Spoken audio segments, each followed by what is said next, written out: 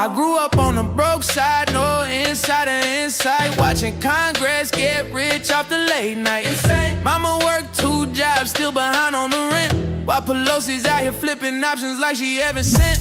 Young and pissed, checking charts on the daily. All I seen were pump fake dumps and them bailings lately. Talk about it. They buy low, we buy high, they dump while we climb. They get tips on closed doors, we just stuck in the grind. No lie. Talking stocks with no soul, ETFs with no spine. Tryna play fair in a rigged game, you wasting your time. They say capitalism clean, but it's filthy as sin. SEC sleeping while they cashing in. SCAM, stealing cash and manipulating. Congress playing us while the rich celebrating.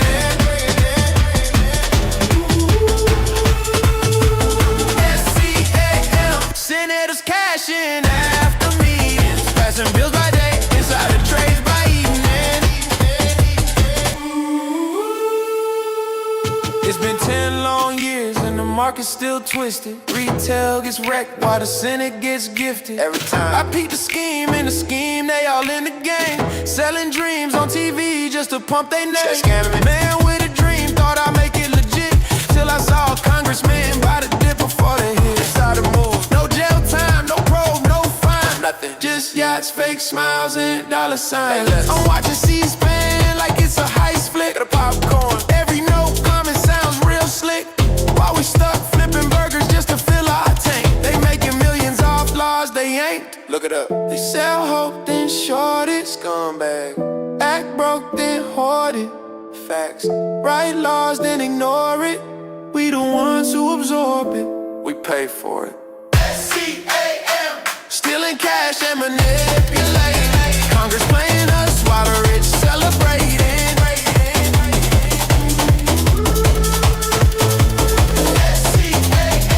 Systems crooked, ain't mysterious. The game rigged tight, we got tight, and they dead fucking serious. SCAM, stealing cash and manipulate.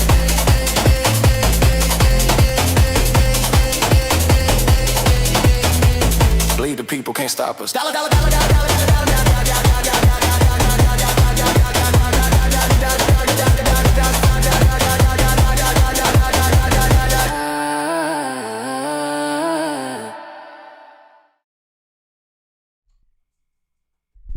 Oh, brother, oh, brother, oh, brother. Good morning, good morning, good morning, and welcome back to another episode of the Matt Kohrs Show, where you're Matt, I'm Kohrs, and together we might pull off the show today. It is a beautiful Monday, November the 17th. I hope you folks had a phenomenal Friday, a phenomenal weekend, and I hope you are gearing up ideally for a phenomenal Monday. Good morning, good morning, good morning, good morning. Who's in chat already? Who's here with us at the crack of dawn? Ubuk, Prophet, Missouri, EGF, Abe, Trex, Gary, Memepor, Aaron, Mr. K. I apologize in advance. Chaos. Everyone's here. Everyone is here. Good morning, good morning, good morning. I hope you guys are having a good day. Right now, pre-market, we were a little up. We're slightly a little down now, so we're just kind of, going around the closing value from Friday. So no major movement. Obviously, if you're watching every single tick, it might feel dramatic, but if you're literally just looking at the percentage change from market close on Friday to this moment, you're probably just shrugging your shoulders saying, okay, let's see what really today has. And if you ask me, I already put this in the Discord.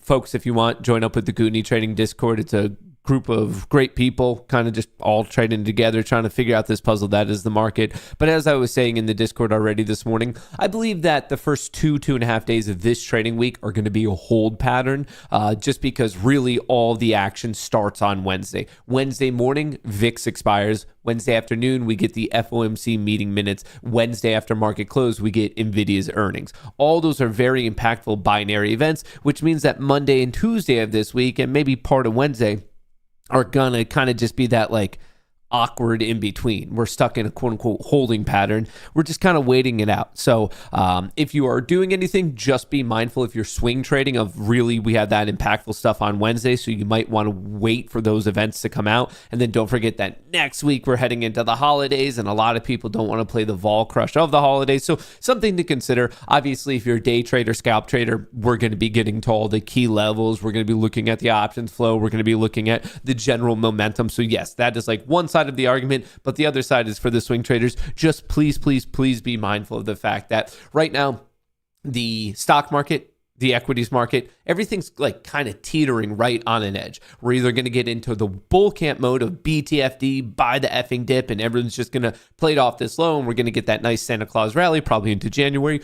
Or if we end up somehow fumbling the ball of all these binary events coming up this week, we're going to crack the 50 EMA, we're going to sweep the last two major lows, and then all of a sudden, we're probably going to have the first measurable pullback that we've really had ever since probably April or May of this year. Remember, ever since about mid-May until this moment, we've just been ripping. It's been nonstop because of this AI push, and eventually the party has to come to an end. Am I campaigning for the fact that I believe it's going to be ending this week? I'm saying just completely honestly, transparently, no one knows. I don't know, you don't know, and a lot of people right now, especially in social media, especially in lamestream media, they're trying to explain to you that they have an accurate prediction, and they don't. Folks, they're flipping a coin. It's all going to come down to Wednesday. Which way does that break? Which way does it not break? Obviously, Friday of this week is an OPEX. It's a monthly OPEX. So really, I'm expecting all the action of this week to be Wednesday to Friday. And then depending on how the market reacts to that, I'm expecting next week just to be a little bit more calm because of the holidays, Thanksgiving. And then from there, really, I would say this week and the start of next week is going to be that major foundation either for the bull camp or the bear camp for the remainder of this year. So with that being said, I think today, tomorrow, they're going to be a bit more ideal for day trading, for scalp trading. So for those of you on Apex or Take Profit Trader or Funded Futures Network, that type of stuff, great. Like, let's get in, let's get out. It's the game of shorter term math of just let's manage our risk and let's go for a little bit of a trend, lock in our money, close down the program for the day and move on with our life. That's the mode that I'm kind of in. I don't know if the first portion of this week is going to be the time to establish those like amazing, like just swing positions that we're going to be in for a couple of weeks. I'm just not seeing that to be the high odds situation. But of course, this is just one man's opinion. And if you see the market in a different way, if you have a slightly different framework, or if, hey, maybe you just have lucky hunches that are way better than mine, hey, have at it. Don't let me get in your way.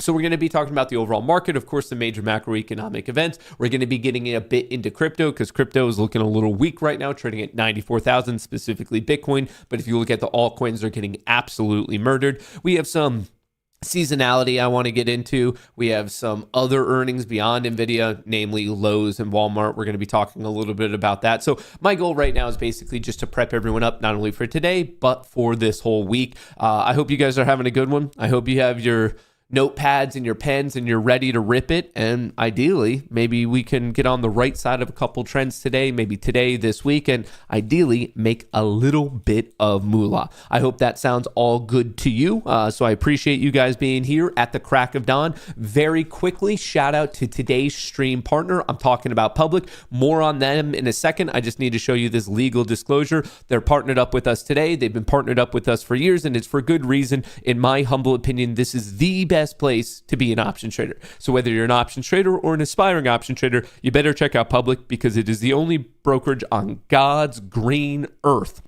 that you get a rebate for every single time you trade an options contract. So if you get in a SPY call at $1 and out at $1, you're not break even. You're actually net ahead because you're earning a rebate when you buy the call and then when you sell the call. And obviously you could extrapolate that forward for all types of contracts, all types of strategies. So beyond that, yes, they have stock trading. There's no payment for order flow. Yes, they have crypto trading. Yes, they have bond trading. Yes, they have high yield accounts. Yes, they have retirement accounts. Recently, as of last week, they announced a big update that on your phone, the way on other brokerages you can share your positions in terms of like how much they're up or down, like those just little cards kind of explaining where the position's at. Basically a good way for us to all brag on social media. They just released that, so feel free to check it out. It's on the mobile app right now. So more on them in a second, but I just want to let you know they are the partner of today's stream.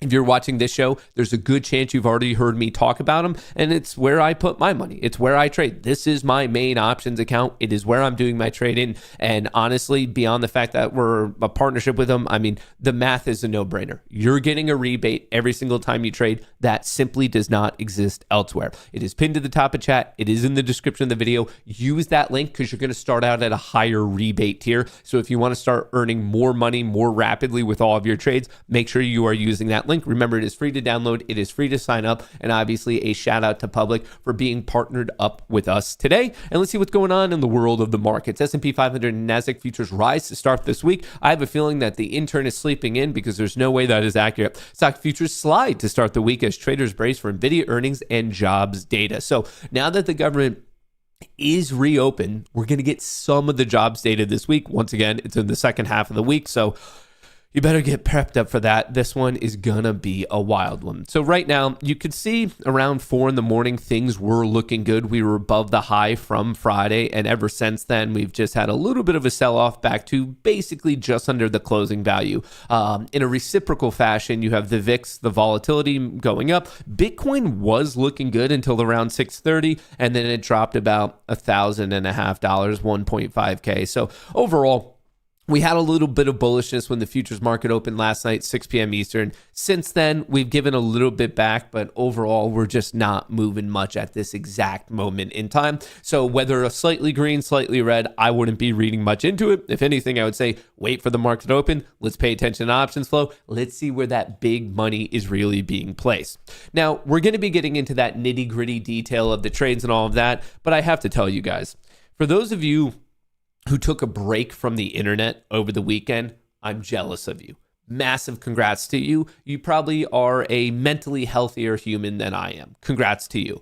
But for those of you who are like me and are continually doom scrolling on the internet over the weekend, you have to admit that Twitter, aka X, and really the interwebs as a whole, was one of the most wild things we've seen in a minute over the weekend. Did you see all the crazy stuff that was going on? The amount of memes and everything being generated from the release of these Epstein files. I don't even know if I can say the word, especially on YouTube. They probably get a little bit touchy over there. But speaking of getting touchy, well, for those of you who read some of them, holy cow. This is conspiracy theorists. It was their wet dream. I mean, it was a nonstop onslaught. 48 hours of just going. If you don't know what I'm talking about, get onto Twitter today, search email, search Epstein, search Trump, search Bill Clinton, search Throtus, search whatever you want. But holy cow, man, the internet had an absolute field day. And it's actually led to the point where when I left you guys last week, Trump was actually specifically against releasing these files. He didn't want it out there because in one way or another, his name's in it. I have no idea to which degree he is in this, which degrees he's involved, but we at least know that it's not zero. We know that at least at some point his name is being brought up. And that seemed to be a point for the administration where like, oh, the fact that he's named in a general sense, maybe that's not a good look. So let's just not have this out there. And as you could tell from this headline, over the weekend, due to how much, I guess, just the shit posting meme lords really came after Trump, he's already switched course. President had urged House Republicans to reject the proposal but face defections within the GOP. For those of you who don't know, Marjorie Taylor Greene, the whole satellite space laser lady, for a long time was the darling of the Republicans. She was a darling of the administration, had a strong relationship with Trump. Well, she's always stayed on the side of, release these files, which up until today, basically, was then going against Trump. But now that Trump's doing it, I don't know if they're going to be best buddies again, but the whole thing is absolutely wild. Anyway, Trump now backs vote to release Epstein files in sharp reversal. And once again, this is a very sharp reversal. When I left you guys on Friday, he was literally calling various Republicans to get them to vote to not release it. Trump reverses stance on Epstein records, presses Republicans to support release. House Republicans should vote to release the Epstein files because we have nothing to hide. Once again, this is all changed over the weekend. When I left you on Friday, He didn't want him released. Over the weekend, he was the butt of pretty much every joke you could think of on the internet. Now, the president basically got bullied by the internet into releasing these. Like, how insane is that? It comes after emails released by the House Oversight Committee last week showed Epstein and others talking about Trump.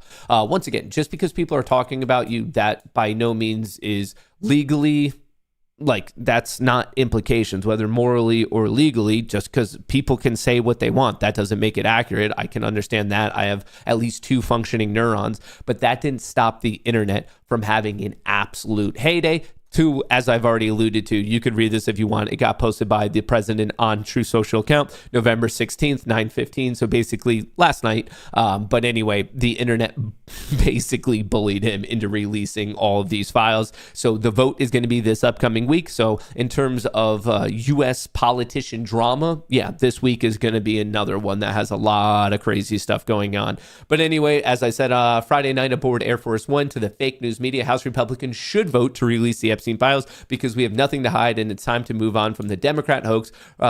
Basically, blah, blah, blah, blaming the Democrats. It's the same stuff we've already been hearing about. But as the Wall Street Journal article kind of alluded to, this is a clear pivot. As of Thursday and Friday of last week, he did not want it released. And then as of last night, he now says, okay, fine, like, release it. So feel free to check out those memes. I was laughing for quite a long time, but it's just spiking up some of that political drama.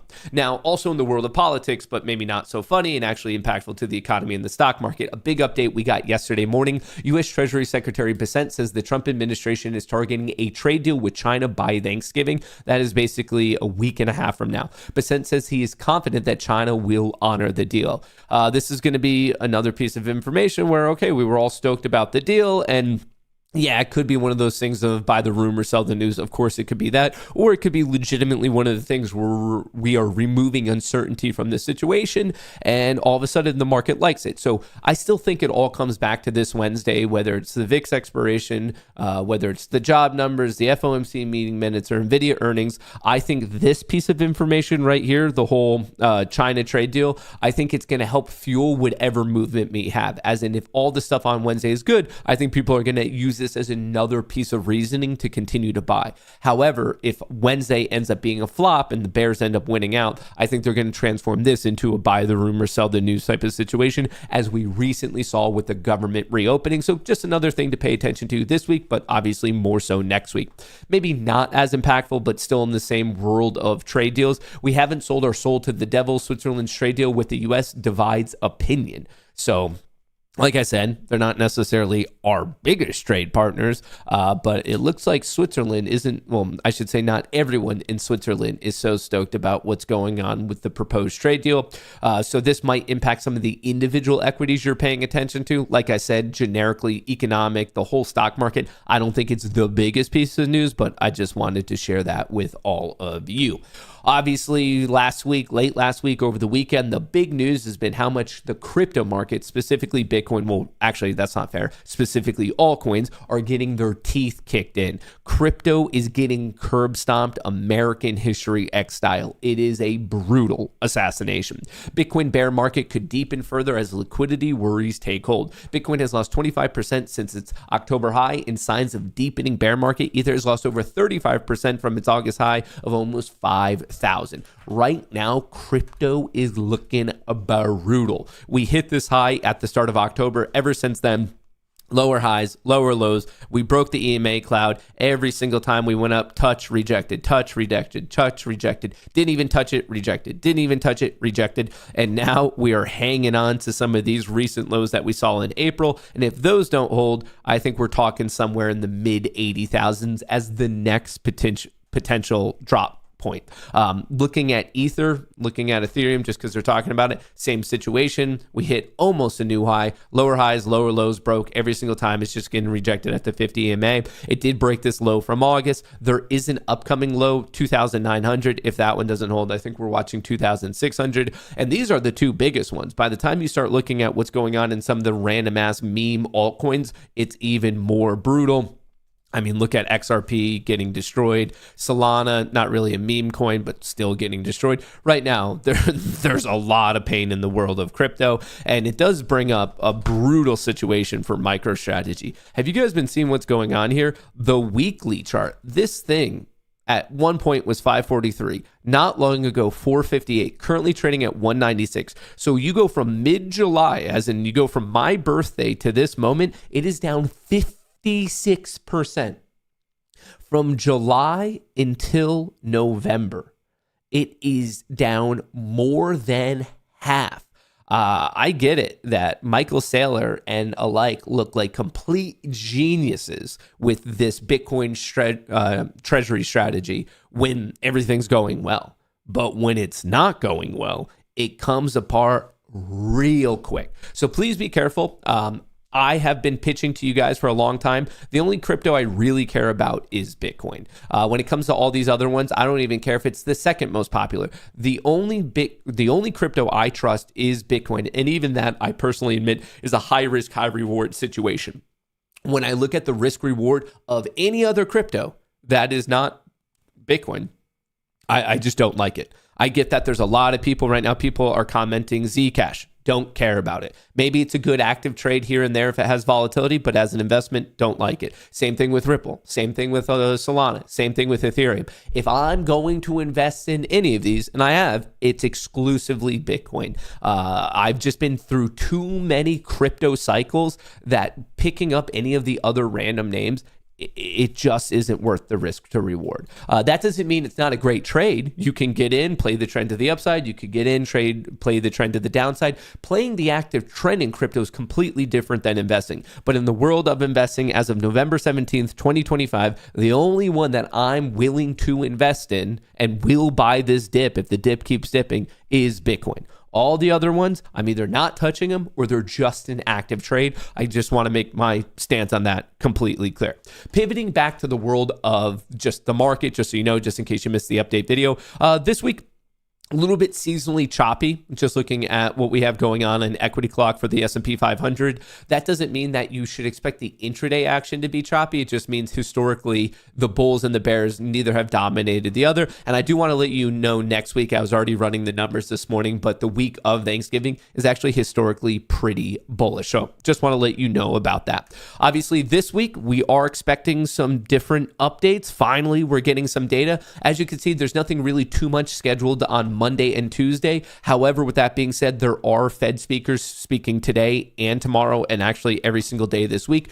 Fast forwarding to Wednesday, this is OPEX this month. This week is the November monthly OPEX. So Wednesday morning, we have VIX expiration. Wednesday afternoon, we have the FOMC meeting minutes. And then after the market closes on Wednesday, we hear from NVIDIA. So the party this week really does get going on Wednesday. And then that leads us into Thursday, where once again, we're going to have more Fed speakers doing their thing. And this time around, we're also going to get some jobs data. So once again, the party starts Wednesday, goes into Thursday, and then Friday, not only do we get some manufacturing numbers, but we're also that is OPEX itself. So basically Monday and Tuesday of this week are the pregame, and the real party gets going Wednesday. Wednesday, Thursday, Friday, Fed speakers, Fed updates, jobs numbers, you get some inflation numbers. There's just a lot going on. So basically starting Wednesday, going to Friday, that's when the party really gets going.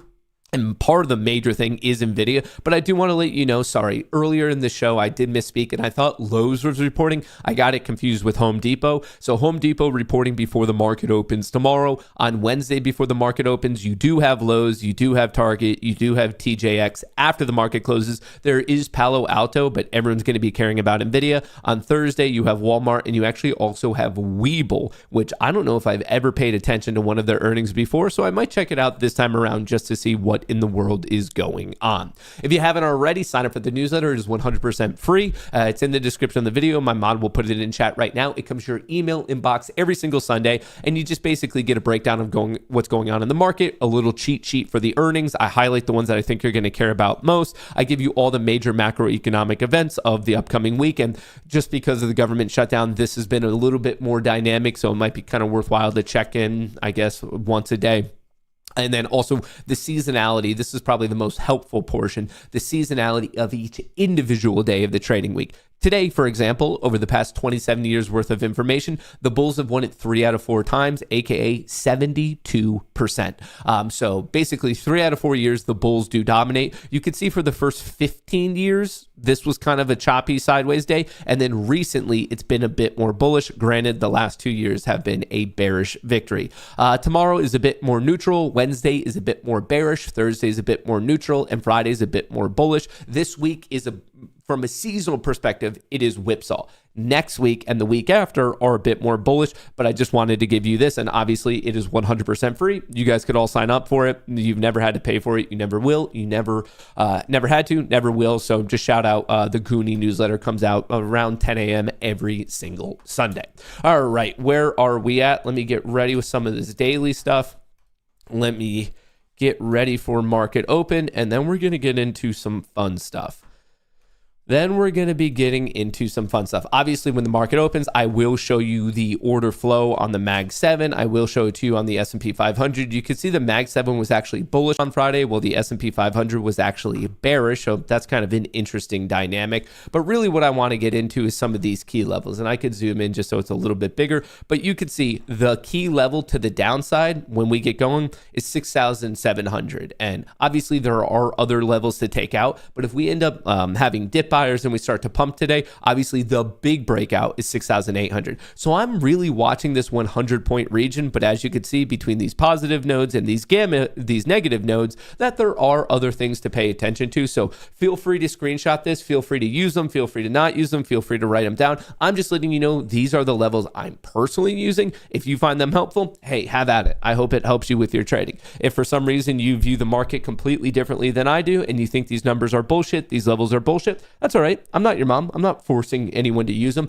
but I just want to let you know, as of right now, we're kind of opening up below the low of Thursday, right around 6,725. So this is going to be roughly our pivot level as of market open. So this is the transitional zone. That is the white box. And then I'll be looking, if the bulls get in control here right out of market open, I'll be looking for a test of the closing value, that red to green move at 6,734, past that 6,750, past that 6,775, past that 6,800. That is the bull case. And the bear case, if we do not get back into this transitional zone of 6,725, I will be looking to see how the market reacts to 6,700. That should, at least on the first attempt or so, be a big bounce. And if we break later, maybe that happens. If this doesn't hold, 6,675, and then I'll be looking roughly in this region. There are some players at 6,660. There are some players at 6,650. And then we have the low from Friday at 6,646. So I'm kind of generically watching this zone. And if that doesn't hold at all, I'm then watching 6,600. But this is a rare case. So even though it's important to note, I would say this would play out with low statistical odds. So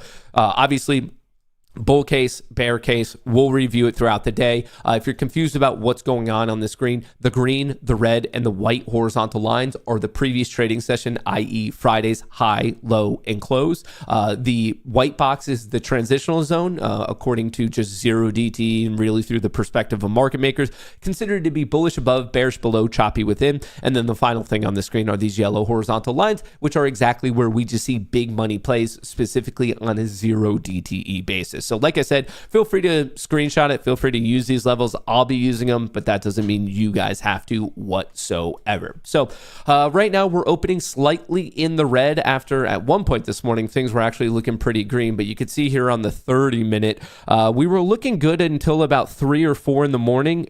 And then we got hit right here. You can really see it on the 30-minute. Things were looking good until about 3:30 in the morning. And right now we are getting cracked on both the S&P 500 and on the NASDAQ, which actually means I need to update this because I wanted to mark out the pre-market low, but we are making fresh pre-market lows. So that's not so good. If we do bounce and you have more of, hey, if you have the balls and you're thinking it's bullish, obviously good target would be the overnight trading session high, which is around 361, which is actually a nice 300-point bounce from here. Do I think that's likely? No, but would I be so surprised if it happened? Not really, because this is a pretty systematic sell-off, and I've been watching some vol contraction, so should be a pretty interesting day. But I do want to remind all of you before the market opens that this is not the situation to be forcing trades. This is not not the situation to be swinging for the fences with over leveraged trades on things that you're just ripping it with your gut, because this is Monday of a week where all the party really starts on Wednesday. So I just want to remind everyone, it is okay to sit on your hands. You don't need to do crazy stuff. If you want to get in a couple trades here and there just to knock off the rust of the weekend, I get it, but respect your leverage. Please, please, please respect your risk. Stick to your plan. This is not the environment where you should be putting your entire account on the line. It's not that day. It is not that environment. So you just have to be calm, cool, collected, wait for that opportunity, and ideally from there, take advantage of it. From that moment, that's where you want to get involved. So obviously, right when the market opens, we're going to be checking this stuff out. I will show you actually what I've been doing thus far. And all I did today was my little scalp trade on my take profit accounts, just because you have to trade for 6 days or 5 days or whatever the hell it is. So I did a little scalp trade there. Other than that, I haven't done anything today.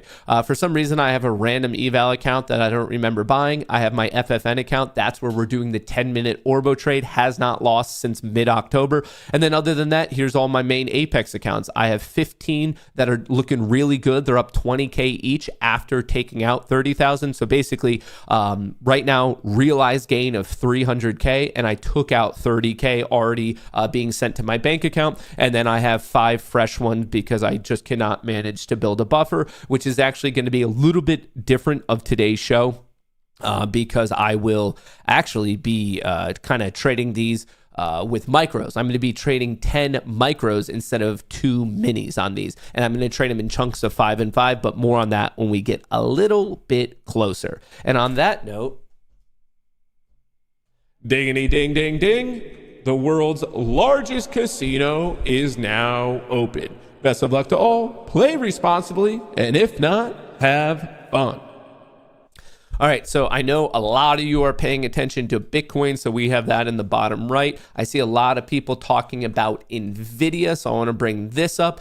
Even though it's down 2.5%, the net situation on Friday for NVIDIA was quite a bit of call buying. So I get that it's a bummer, especially if you're bullish that it's down 2.5%, but the options market was happily buying up NVIDIA all day on Friday to some statistically noteworthy levels. And granted, they're probably just waiting for earnings, but a lot of people on NVIDIA were targeting the 200 and the 205 level. Once again, for NVDA, earnings coming out after market closes this Wednesday, looking at some expirations a little bit for this Friday, but a little bit further out from that. People were playing the 200 and the 205. So the net situation was very much bullish on it. Now, obviously that could change today. The situation is dynamic, but I'm just letting you know the context of this sell-off. It is definitely the opposite of what we saw in terms of options flow on Friday. So let me reload this so we can actually see the options flow on the day. Here's the S&P 500. To me, the first 2 minutes worth of data isn't the most useful. Maybe to you it is, so here, feel free to use it. But Mag 7 is seemingly going sideways. SPY is a little bit of an uptrend. We do have positive gamma above, negative gamma below. This is a ripe situation that if we crack 6,700, there could be a dramatic sell-off to 6,650 without a doubt. That is quite a bit of negative gamma. So please be mindful of that. If we do not hold 6,700, dramatic sell-off to 6,650. That's all negative gamma. It is not bearish price action. It is slippery price action. And since it's below us, that means we slip downward. Above us, we have positive price action, or positive gamma, which means any positive price action, we're saying a lot of alliterative words here, that is going to be more mean reverting. So the purple positive gamma is mean reverting, while the red, the negative gamma, is actually trend following. So mean reverting up here, trend following down here, and in this particular setup, that means that the bulls have a fight ahead of them, and if the bears really do crack 6,700, which would be a hard level to crack, you have some clear put credit spreads there. I could show it to you right here. Put credit spreads, 1.1 thousand. Basically, people are playing this bounce off of 6,700. And then there's actually a good amount of positive gamma down here at 6,650. So another thing to look out if we get into that situation. So as I've already laid out, the major watch of the day is this. You have 6,700. This is major support. And as we are coming up to this transitional zone at 6,725, which is the low from Thursday. And it's also the bottom of today's transitional zone. So we're going to be watching this. I want to see how things play out. I don't necessarily want to be rushing a trade out of the gate, because I did find out something very, very interesting that I kind of want to share with all of you. Here, I'll bring this up over here, and let me see if I can show you something pretty, or at least I thought it was cool. Maybe you guys didn't think it was cool at all, but I did. I did. Why are my accounts not? I only have one account showing up right now. That doesn't make sense.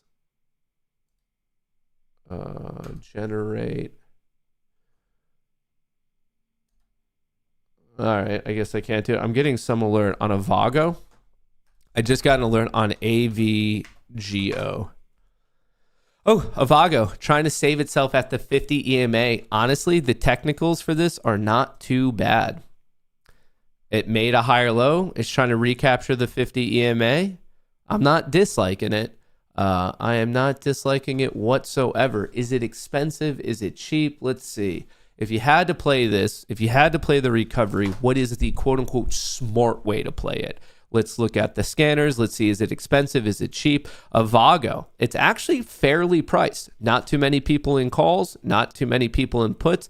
IV is a little bit high, so you're overpaying in a general sense, but you're kind of balanced between puts and calls. So Avago, interesting. What else can we check out on Avago? I wanted to see it on AVGO here. Let's see what the skew is looking like. Vol skew. Okay, so some people bought some extreme puts. So the puts are pretty pricey. Look at that put skew. It is above whatever your 90-day percentile. However, calls are near the upper band, but they're not too bad. They're like, we've seen more absurd stuff. So maybe like something like a call debit spread, or maybe something maybe not so extreme out of the money. Maybe they're slightly out of the money or at the money calls if you like that bounce. Not too crazy on Avago here. Not the most insane thing we've ever seen. If you wanted to, you could risk 329, or if you really wanted to do it, you could risk 337. You could risk today's low, keep that pretty tight. Another thing you could look at is where the big nodes are. So we are currently trading at what? 345, 390, and 410 are like the uphill battles. You have support at 330 and you have support at 310. 310 is quite far away, but you do have this support at 330. So in terms of risk reward, you could risk the $15, a $15 risk, and a 1-to-1 is back to 60. I don't hate it. I don't hate it. Avago.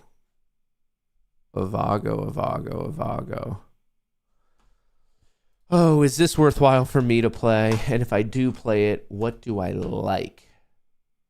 What do I like?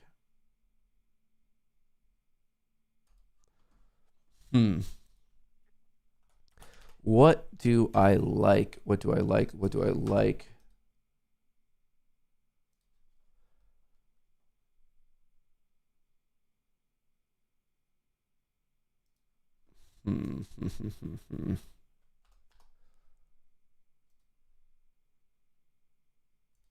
All right, let's see how this goes. Let's see how this goes. Let's see how this goes. Where are you guys at? All right. If you are in the Discord, all the way, also, by the way, you could join the Goonie Trading Discord. I do just see an interesting risk reward setup on what's on the screen right here on Avago. And basically, that's all it is. It's just, okay. Interesting risk reward. The reward outweighs the risk. So even if you have a 50-50,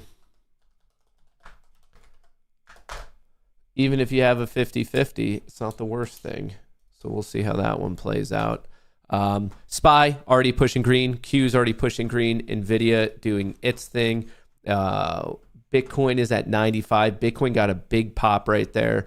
NVIDIA is fighting back. Don't be so surprised if that wants to go green on the day. Like I said, whether they know something or they don't, I can tell you definitively the options flow on Friday for NVIDIA was extremely bullish. There was a lot of call buying, specifically hitting the 200s and the 205s. That's what was being purchased on NVIDIA.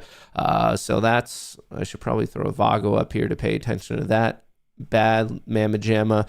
Tesla trying to hold that 400, started off the day around 399, now at 406. Palantir is in the red at 171. Microsoft slightly green, climbing up. Apple, it's down on the day from the gap down, but overall it's just kind of going flat. Meta has not been able to find its footing in quite a bit. AMD is looking okay, so semiconductors are getting a pump.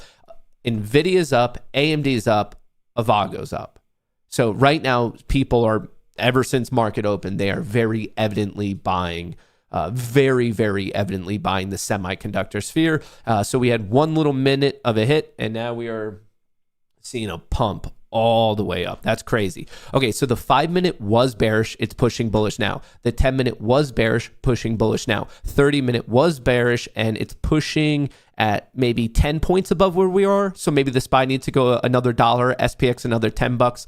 The 4-hour is still though bearish. Looking at the Nasdaq, 5-minute pushing bearish to bullish. 10-minute is testing. This is a key test right here. So is the 30-minute. If the 30-minute can get above and close above this cloud, basically 25,200, that is a big win for the bulls on an intraday basis. That is a nice recovery in the shortest time frames, the 5, the 10, and the 30. So pay attention to this. Basically pay attention to 25,200. I expect a battle to go on there. Looking at the options flow, Mag 7 was bullish, a little flat right now. Looking at the S&P 500, it was bullish, gave some back, currently flat. So no hardcore direction quite yet in the world of the options flow. And obviously from key levels, like I said, we started off weak. We caught this base at 6,700. We got up to the start of the transitional zone. We pushed from green to red, and we are trying to basically battle it out at a key psychological level, a key options level, and a key transition level at 6,750. If the market can get above and hold above this, I would then be looking for the test of 6,774. The other thing I want to bring to your attention is there's a very good chance that new 0 DTE positions are created within the first half hour of today. However, that can break both ways. If there's a bunch of call selling on top of us, that's going to be putting a lid on the day. However, if it's a bunch of put selling beneath us, that will put in some nice floor values. So basically, someone please remind me around 10, 10, 10, we need to come back to this, because I would bet that there's going to be some new positions being created throughout the day, especially in this opening session.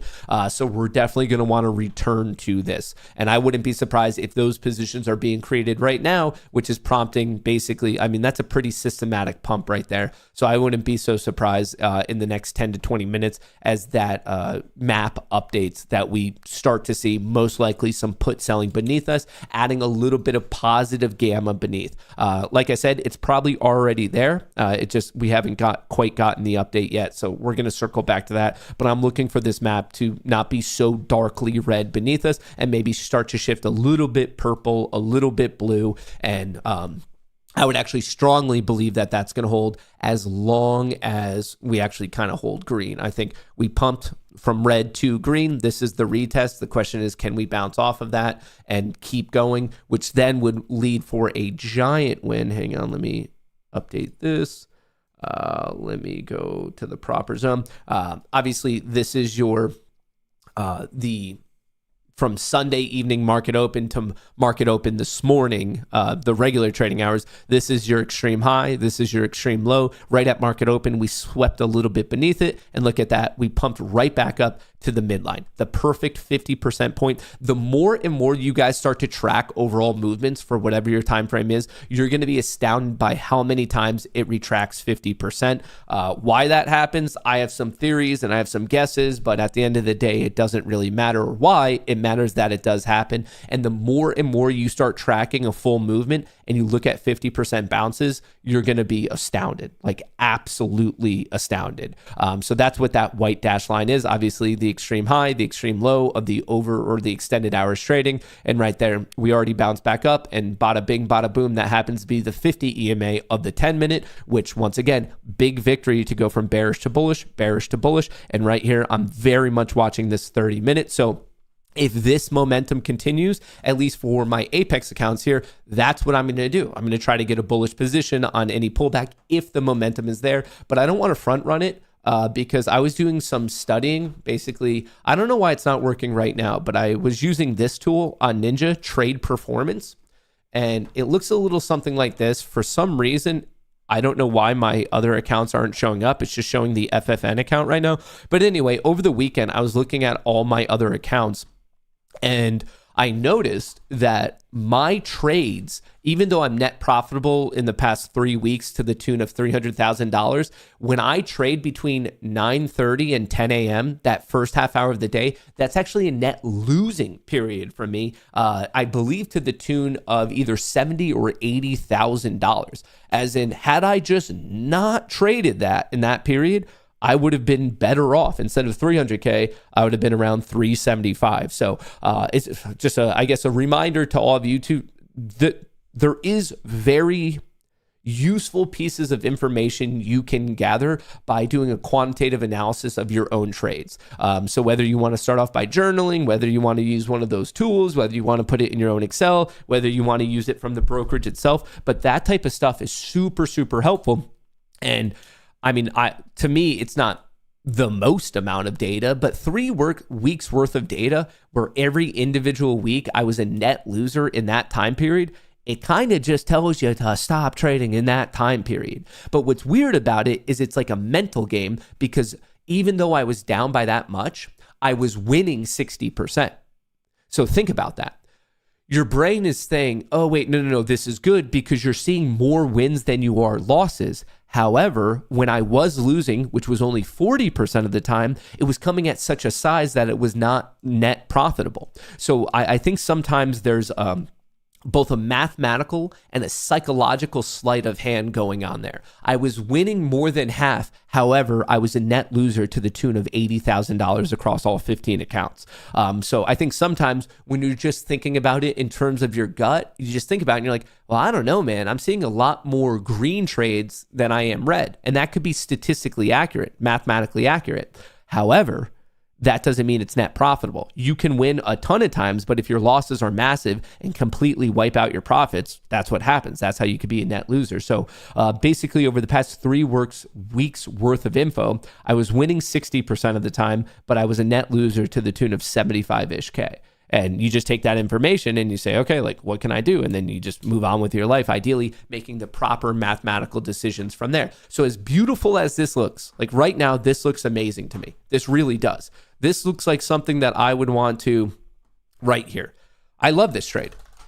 We went up to VWAP, we came down. We went up again, we came down. We went up even higher, made a fresh high, came down. We made a higher low. We bounced off the 50 EMA. I love this entry at 160 right here. Higher low, we're testing VWAP. I go long at 160. I risk 147, 148. I'm risking 13 points. I unload one here at the high. I move the other stop to break even, and it's a freebie play. And we're basically at that major test of 200 that I already told you guys about. I love that play. To me, that is an A+ play, and I would love to have taken it. And on this particular example, it worked. It worked. I love it. Absolutely love it. And at this point, I would have been long at 60, so I would have locked in $800. The other one's break even. At this point, I probably would have had 1,000 per account, and I would have just stopped on the day.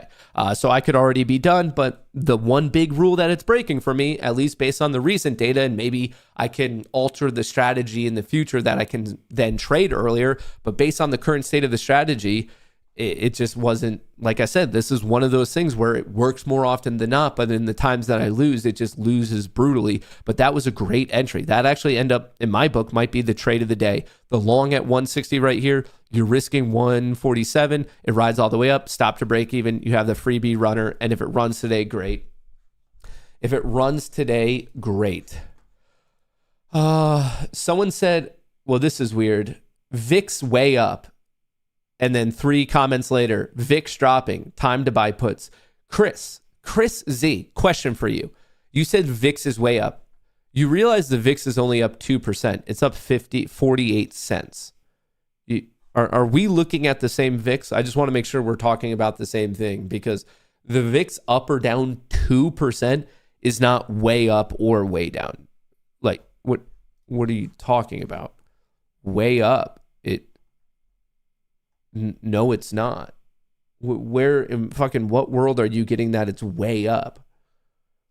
It like, when I see comments like that, it just makes it pretty evident to me that the person commenting is biased, and you want it to be way up. You want the market to fall. Like remember, this is a game of math. It is emotionless, and at least for me, and I'm sure it's true for many, many of you, that it's when your emotions get involved that's when things start to fall apart.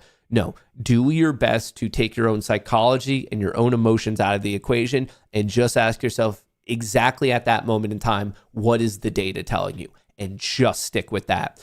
Don't get into this point where, like, literally you're on the opposite side. The VIX has been actually dropping since market open, and you're commenting that it's way up. And even if we were at 21 just holding out there, that's not way up. And then it's interesting to me more so that 2 to 3 comments later, someone's like, VIX is plummeting right now. So it's just, it's so dramatic. And to me, on both sides of it, those seemingly are a really good foundation to have emotion-led trades. And whether you're buying or selling, getting in, getting out, double down, triple down, cutting the position, whatever it is, don't let emotion lead the way. This is a game of basically emotionless math. That's all this is. It's a game of stats, Bayesian probabilities. It's a game of risk reward, and doing your best to just stick to it and not let your emotions get in the way. Yeah, I was looking at delayed quote. My bad. It happens. Sometimes I'm on delayed data. I was trying to check out VVIX, which is the vol of vol, and I was getting some delayed data there too. But my new position on the day is looking pretty good. I just put this in the Goonie Trading Discord, and I'm already up a nice 2.6K. I mean, that just feels like a free win right there on a Vago. I explained the whole trade to you. I gave the details of the trade, and there's a very specific reason why I picked that strike, and there's a very specific reason why I picked that expiration date, which was the wrong fucking expiration date. God damn it. It was supposed to be the 28th. Fuck. How do I want to play it?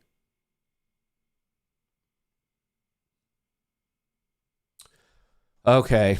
Now I'm happy we're talking about it, because that was not the right. My system is saying a different one. I'm off by a week. Son of a gun. Stupid, stupid, stupid. How fucking dumb. You're supposed to have potential. You were supposed to have potential, Matthew. Fucking, where is it? Where's all the goddamn potential? Fucking dumb. Dumb. I quit. Fuck this. I hate trading. That's why it's up 2K. That's why I was a little shocked. I was like, wow, that's doing better than I thought it would. Little did I know it's because I'm dumb. I was wondering why it was so close to exit. It's because I'm done. It was supposed to be the 28th. No emotions, Matt? Yeah. The new emotion is just maybe my vice principal was right and I'm never going to achieve anything with my life. Oh, all roads lead back to my sophomore year of high school when my vice principal told me I was never going to get married and I was never going to amount to anything. And not a day goes by that I think, damn, that lady was right. That lady was right. Son of a gun. She, sometimes I think I'm making headway on the situation. I really do. And I'm like, I'm going to prove her wrong. And then the shoe gets put on the table that's now turned to the other foot. So here we are. Here we are. VIX getting creamed. It's not too bad. We're making some money today. I'm up about 4K on that. I really, really wanted to take this trade, but I'm trying to be more disciplined. I love this trade right here. I really, really do. this entry at 160, 161. Your risk was 12 points. You took it off at 200. You locked in $800. Your stops break even. You're protected by super trend. You're protected by the 50 EMA. You're protected by VWAP. I think you could leave that stop in for break even and let it run all the way up to the extended hours high at 361 as in another 140 points. And if that hits, great. That's an awesome return for you. And if it doesn't, you're knocked out for break even. It's a freebie trade. So there's truly no downside. So you're either you've already had a nice win on the day, $800, and you might be getting another couple thousand. And then if you don't, you're at break even. Like it's nothing but wins. Nothing but wins.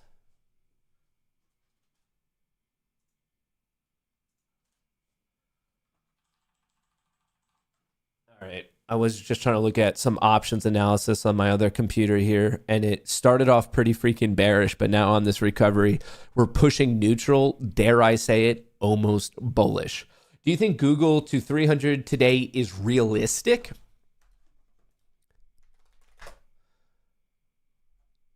So Google, for those of you who might be missing out, is up 6% today because of Warren Buffett. Warren Buffett, who recently has notoriously been loading up on his cash pile, actually bought a big chunk of Google, and that is currently why, even though on Friday when it closed, it was in the realm of 276, we're currently trading at 293. And the question is, could it go to 300? Well, the odds of it are just the delta value of, well, that's not true because the expiration would be this Friday. Is it possible? Yeah. 294, 295. I mean, if you want the direct answer of what are the odds, it's the delta value at the $300 strike. Like that's like mathematically, those are your chances. But as you're trying to vibe it out, I would just track the flow. And right here, you can see no one's touching puts. People are buying calls, specifically calls for this Friday. Yeah, it's going to get going. In the event that it hits 300 today, I would expect there to be profit taking. I would expect there to be a short-term rejection. But I would say instead of trying to pick levels like that, just ride the trend. Just as long as you're getting higher highs and higher lows, watch something like the 5-minute, great. Higher highs, higher lows, and just see if you can keep it going. And if the trend starts to break down, that's where you get out.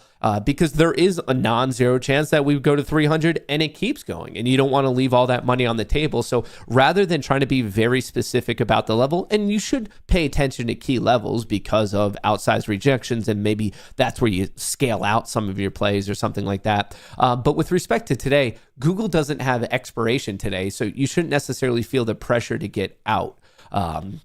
The Google's next expiration is going to be this Friday. So as long as the trend holds, and let's look at the daily chart actually here. I mean, that's a technical breakout right here. Yeah, you do have this downside gap fill at 278. It's being driven by the narrative of Warren Buffett buying. That's an all-time high. So you have a new all-time high. So this is an open range breakout. Like it just is, this is new price discovery. So when we're in brand new zones that don't have clear levels of supply and demand because it's new price that we've never traded at before, I find the best thing to do is just to do trend following and just have some sort of trailing stop or anchor your stop to an important recent pivot level, something like that. But when you're breaking out to brand new price, it's a technical breakout driven by news. You see the options market having a field day with it. I don't want to get out of the trend early, and no one in the world can tell you when the trend's going to stop. If you're just thinking about 300, what if it turns at 299? What if like all the data is evident at 299, boom, option stop, and the game's over? Well, you should probably be getting out at 298.50 where you start to see it. However, what if all of a sudden people are like, no, this is a game changer. The rest of tech sucks right now. We want to like get more exciting stuff going. What if everyone piles into it and all of a sudden you're talking 310, 320? So because of those unknowns, there's three situations. Situation one is you perfectly top ticket. You see 300, you get out, optimal profit, great. Probably rare though. That's the rarest of your three options. The other option is you overshoot it. It tops out somewhere before your profit target, so you don't get anything. And then the third option is that you undershoot it and it keeps going. So in those three options, the one with the least likelihood is picking the exact exit level, the least likelihood. So I like to err on the side of, okay, how can I help myself with the other two, as in undershooting it or overshooting it, which are more statistically likely. So it's not even a third, a third, a third. It's more like 45, 45, and 10. So to help myself in 90% of the situations, just trend following. I think that's going to make your life way easier, way easier. All right, we're taking that classic 10 a.m. little reversal here, a little bit of a breather, We did get rejected at 50. Not surprising, being we called that out to everyone. I'm hoping that it can catch itself at 42. This is the 1 minute 50 EMA. So interesting. Pay attention to it. Obviously, you also have support at the green to red movement of 6734. That is the closing value from Friday. So I'm looking for a bounce ideally somewhere in here. And we just put in this nice higher low. The most recent low is right here, 942. You can see it with this red caret. So we start off, we pumped, we pull back. We put in a higher low, we put in higher highs, we're pulling back. I want to see a higher low, or at worst an equal low. I don't want to see it obviously plummet back down and not support 75. So I'm hoping we bounce here at 42, 40 to 42. I wouldn't mind if we find support at 34. But I'd prefer a bounce earlier just so we can get another actual test of 50, which you shouldn't have been betting on that clearly breaking on the first attempt anyway, just because it's too key, too pivotal of a level. Too key, too pivotal of a level. Oh, we got some wide ranges right now. Going long, that's quite a bit of a risk, and I'm not the biggest fan of it. All right, so back to the Mag 7. Here's a look at the flow, long and strong. Here's a look at the S&P 500. Was flat, and starting at 956, got dumped. Got dumped. We have some call selling and we have some put buying. This call selling, though, it might not be selling to open or to close. We don't know. It actually, right here, generally when I see it, especially the green line, I'm like, oh, that's zero DTE players locking in their profits. But on setups like this, which remember when I told you, look out for the new levels, we see those new levels. So this call selling could be selling to open, not selling to close, as in people creating new neutral to bearish positions rather than locking in bullish positions. That's I'm talking about this drop off right here. We're not going to definitively know until the market closes and you see how it nets out, but just judging on, okay, wow, we see this dump and we see a brand new position being sold overhead gives me the idea that maybe it is selling to open rather than selling to close. I want to be clear. I'm not definitively positive of that. We won't be until the market closes, but just seeing how the gamma map has changed and lining that up with some of the actual movement, a little bit of call selling, more call selling, boom, you have positive gamma above, tells me that people are putting in a ceiling on the day and they're attempting to put in a ceiling at 6675, which, surprise, surprise, happens to align with the high from Friday. So right now, basically, you're seeing people put bounds on really the extreme values of Friday. Maybe another way to show you that is right here. People are selling calls at the high from Friday, and they are selling puts actually even higher than the low. So really not even the extreme. They did it at 6,700. So today's low is where they sold puts, and Friday's high is where they sold calls. So the zero DTE traders are kind of bracketing the extremes to where we could go on the day. I thought they were selling 6,650, the low on Friday, but they're not doing that. You could see here that they sold to 6,700.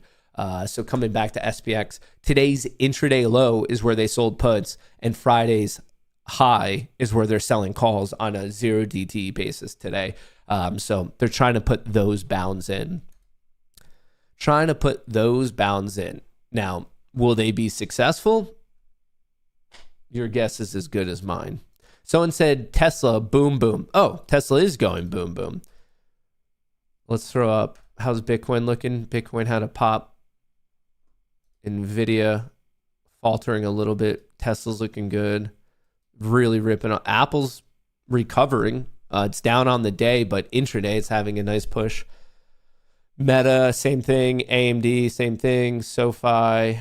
Let's throw up Nvidia for right now. Wow, Tesla's really going. Palantir uniquely weak today.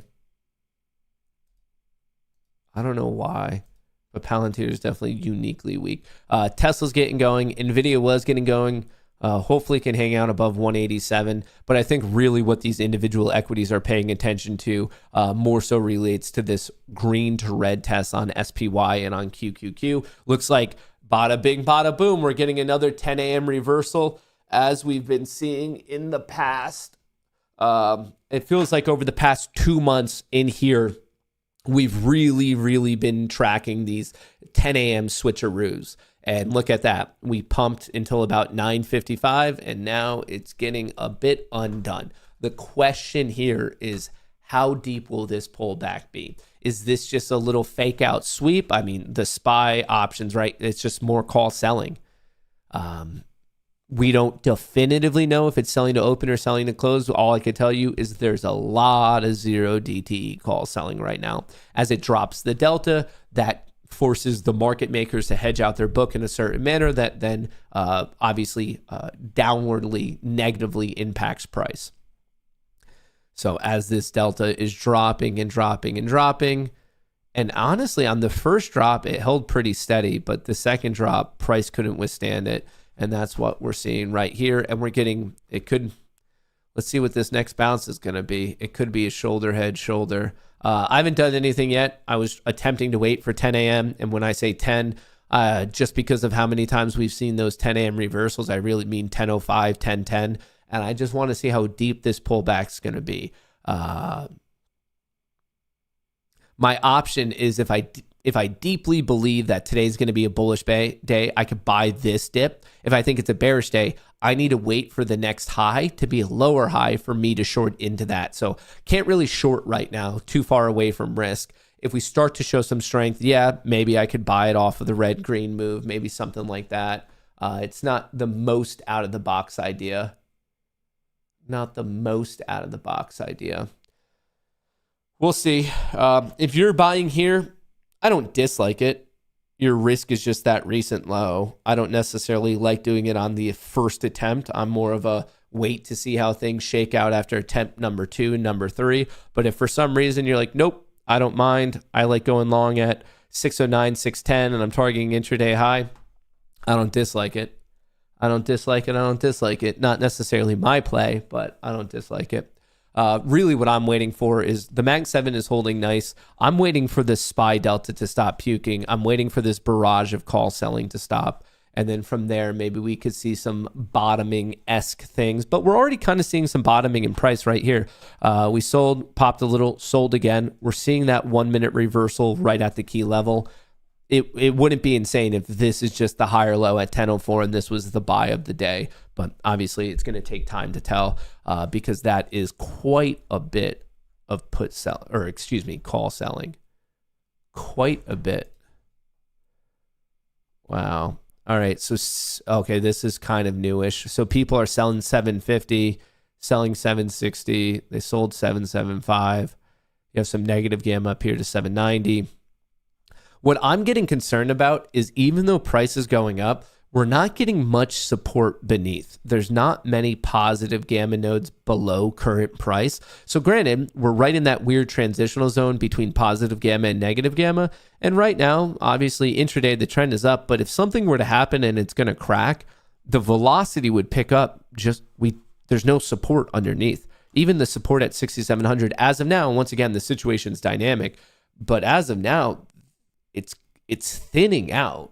So I'm a little bit concerned about that. However, obviously, we would have 34 points to the downside to go before that test, which means as we get closer, people can always, it's dynamic. Like every single second, things are updating and people are making trades. But just commenting on the current set of data, I'm not seeing the most support underneath, which that will only come into play if we start making a beeline to the downside here. That will only come into play if we start making a beeline to the downside. Well, that's a fucking bummer on Avago here. We were beautifully up at 352. This might be another lower high. We're just pressing this closing value on the NASDAQ over here. This will be pretty telling. Mag 7 slightly tilting down, but overall it is up on the day. the culprit. Oh, and we just got a flow alert, as in an abnormal amount of trades, abnormal amount of dollar value. So let's see which way this flow alert breaks. Was it a bullish flow alert or a bearish flow alert?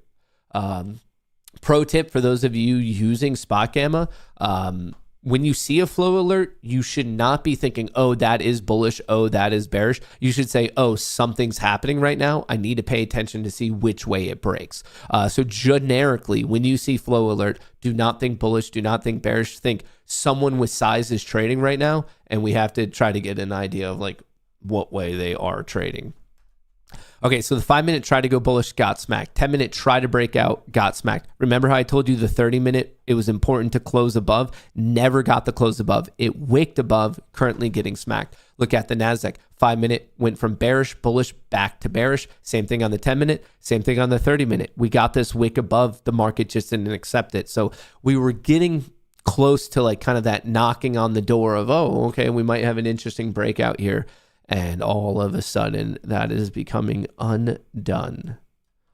That is getting undone. All right, I have some alerts at some key levels. We don't want to miss that good stuff. I would prefer that a bottom be found here. We're coming up on the low from Thursday. That is the dash red line. Avago was looking great, very rapidly getting undone. Party stopped at 9:55, and then when that 10 a.m. hour hit, we're really getting undone. That's how quickly things change, folks. And this is all shows you how important it is to really pay attention to this momentum, because we got above and things look bullish. But if you didn't have this overlay, you wouldn't realize that like the bulls really had a fight. I like it. I like it for the bulls if we can get back above this 5-minute high, 67660. I like it also on NQ if we could get back above 25160, because this would just be a clear higher low on the day, finding support in the cloud, giving us that opportunity to maybe get the 10-minute and the 30-minute to actually go bullish. So looking at the 5-minute chart, for those of you who care about that time period, I would really be closely watching 25159 on NQ. And if you're watching ES, I'd be closely watching 6760. Obviously, options traders watch the flow, and this death spiral you have going on in the SPY, you'd want the opposite to be happening as we are approaching these highs to suggest, okay, this might be a higher low. Let's see. From just a purely technical standpoint, of course, you could watch just this downsloping trend line. It's not necessarily my favorite thing to do. It feels like it's a bit extreme today, but whatever. If enough people are paying attention to it, it could become a self-fulfilling prophecy. So you could watch this downsloping trend line, because technically that's still a higher low. We haven't taken out the intraday low yet. So I'm not saying by any means it's the easiest play, but that's a potential play. A potential play. Where is VWAP at? Okay. So, okay. That 160 level that I was telling you about, which is the breakout on the 5-minute, also aligns with VWAP, and it's not that far away from the point of control. So this seems to be the big test area. Are we going to get on the proper side of VWAP? Are we going to get on the proper side of the point of control? Or is it going to serve as resistance? And as we get up there, there's going to be too much sell side demand and we just get hit. Your guess is as good as mine. Don't attempt to predict. There's too many people telling you that there's some sort of holy grail that if you know this model, you can predict where the market's about to go. No one on this planet can predict where the market's about to go without some sort of specialized insider information. So unless you identify as a person with insider information, you're in the boat with the rest of us, where our game is reaction. Can we get in with minimal risk and ride whatever the current trend is? Right here, we're coming to a potential breakout. Is the breakout accepted or rejected? No one knows. Your odds are 50-50. How can you be profitable in a 50-50 game? Well, you can be when you take on minimal risk and have maximal reward. That's how you can be net ahead. It's always good to try to optimize how often you're right, but that's only a part of the equation for your profitability. For you to know if you're profitable, you have to know how often you're right multiplied out by your average win size, and then you take away how often you're wrong, multiplied by your average loss size. So not only can you skew your accuracy, but you're also going to want to skew your average win size and your average loss size. And I find too many people focusing on how often they're right and not the other part of the equation of what is your average win size, what is your average loss size. Matt, what if I identify as the market? Well, you could do whatever you want, but you're probably not going to be allowed to participate in the Olympics this upcoming year. If I had to guess. Where's Google? Oklo's up 3%. Hut's up 2.8%. Netflix is down. Open is down. IONQ, IRIN. Quantum computing. You have Texas Roadhouse popping a little bit. Why do I not have Google on the list? Feels like Google should be on the list. It is here. Why? I already have a tag for it. I'm confused. All right, we'll watch Google. We'll throw Google up here. Oh, the old Googler. VIX is hanging out above 20. I think that could be another indication. If VIX cracks below 20, that's probably going to be bullish. If it goes above 21, that's probably going to be bearish. So I'm watching this $1 zone. Oh, do I want to take a trade? Not exactly. I'm not loving it. In fact, this would actually be a breakdown signal. Shorting at 12, targeting 100, moving your stop to break even on the leftover and seeing if you have a runner. I'm not doing it because I've seen too many times where they want to retest VWAP. So I don't necessarily want to have a short at 12 and put my risk at 50 points for something that might get rejected anyway. So like I'm not liking the trade in terms of risk reward just because of our proximity to VWAP, our proximity to the big breakout, which is 160. People have been targeting 200 on Bookmap right here, 62. You have 180 as the point of control. Like to go for 10 to 20 points of profit when you're risking 50 to 60 just doesn't seem like a smart bet, brother. And also, we didn't even get that breakdown. If you switch it up to, nope, that's not right. We don't have the initial balance quite yet, but this is the 50% retracement. So thus far, the extremes of the day, 931 to 956, look at that. Basically the 50% retracement. The more and more you start to do it. So I showed you the pre-market move. This is regular trading hours. Same thing. The market, for whatever reason, and there is some interesting literature and reasoning for why it does this, but also moving that all aside, in terms of like, why chase the upside where even if you're bullish, you could have just had the sitting order here at 100. And you would have got filled. You would have taken 40 points of heat, which is enough. You could have waited for the recovery of it. You could have your stop to break even. And at one point, you were up 40 points. So the more and more you start to track the 50% displacements after the actual move, this was the actual move, 50%. And then you're going to start to see that pattern, aka fractals, time and time again, the more and more you trade. But why did I bring this up to begin with?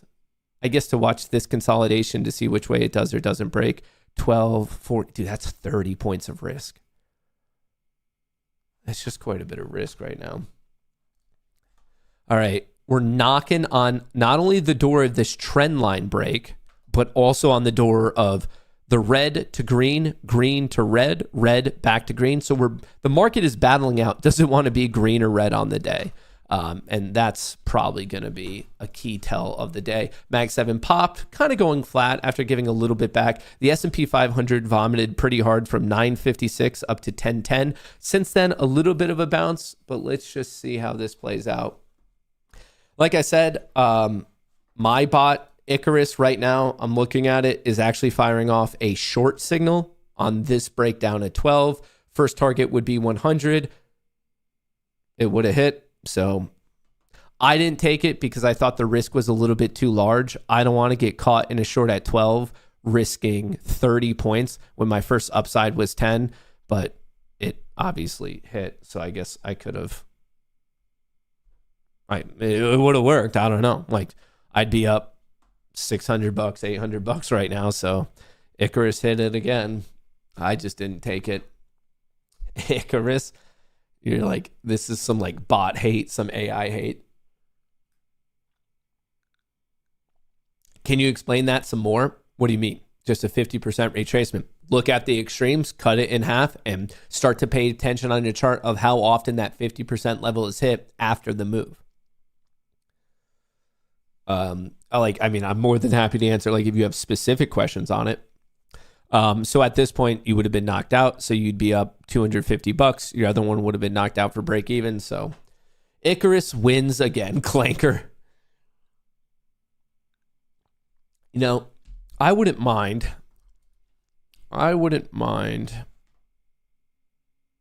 if we have something like this. Well, maybe I drew it a little bit too early. I'm just kind of watching this structure in a general sense. I'm a little bit too close to be drawing the bottom line right now, and who knows, maybe this is just falling over and going all the way down. That is 100% possible. We'll see.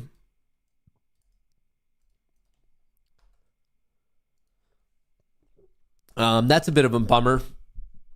I guess you could have reshorted here at 102, risking 17. You're risking 15 points.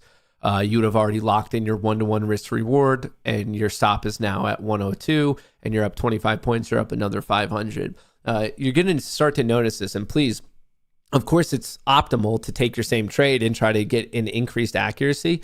But if you're just always minimizing your risk like that, like, it does wonders, absolute wonders. So granted, on this first breakdown trade that I was explaining to all of you, you made your money. Second one got knocked out for break even. You had a re-entry here at 102. First one hit, stops at break even. You're almost up 100 points. You're up an additional 40 points.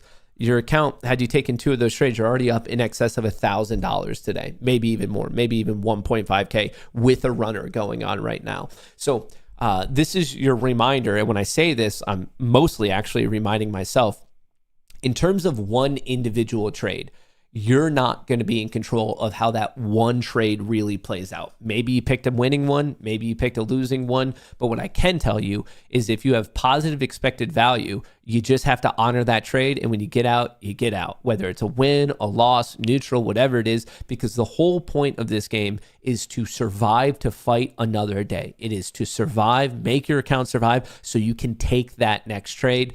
I think, and I pitched this to you guys a couple months ago, but I think it's like honestly, truly helpful, is every single trade, if you enter it with the assumption that that trade's a loser and the next trade is going to be the biggest trade your system's ever had, I think that mentality keeps you alive. Because if you're always going in thinking, okay, this one's going to be the loser, so my goal is to minimize my loss as much as I can because I want to be alive for the next trade, which is going to be the biggest trade of my system's career. So if you're always applying that, you're always going to be getting out when you should, and yet you're still training your mind to be in on the proper trade. So maybe that makes sense to you. Maybe it doesn't. Maybe it does. Maybe it doesn't. I don't know. Maybe I'm just rambling. This was another valid trade. You could take this trade breakdown at 83 or 88. Your stop would have been 100. You could either target 65, 60, 55. Stop's going to be at break even. Maybe it knocks you out. Maybe it doesn't. But once again, if you're training yourself to say, okay, this trade is not going to be a good one, so I want to be as aggressive as I can with my stop, and I just need to live to fight for the next trade. Okay. You never know when that big trend, when that big move is going to come. I hope that makes sense. Maybe it doesn't. Maybe you guys think I'm just a crazy person, which is fair. I think a lot of people think I'm a crazy person. A lot of people think I'm a crazy person. I, in reality, don't know what trade I want to take here. Is this a little sweep low? We had this major low at 1010. We swept it, but now it's trying to actually bounce back and tag that 100 level. S&P 500 Delta just hit a fresh low.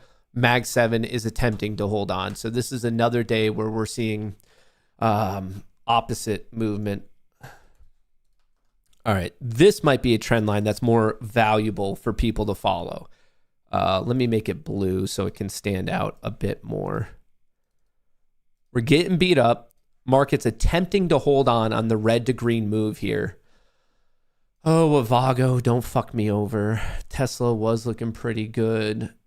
Nvidia, I would love to see that at 190, get break even on the day. So the Nasdaq right now pushing back. So it went from red to green, back to red, back to green, back to red, and now it's trying to push green once again. Honestly, the amount of flips, I don't know how many of you watched the Bills-Bucks games last night, but this red-green move feels exactly like the Bulls-Bucks game last night of like, who the fuck's in the lead? Like, why is this so close? What in the world is going on? So for my NFL fans, for my Bills fans, for my Bucks fans, and obviously congrats to the Bills, this action, tell me that does not feel exactly like the game yesterday. It feels 100% like the game yesterday.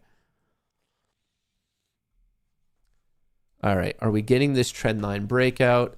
I could probably draw this a bit better. What am I doing? I'm on the wrong chart. What am I doing with my life? What am I doing with my life? All right, so the equivalent line that I have drawn there on the SPY and QQQ is now on the 500 tick, so we could just see it with a little bit more detail. Lower highs, equal lows, lower lows, whatever you want to call it. Super trend did just flip green.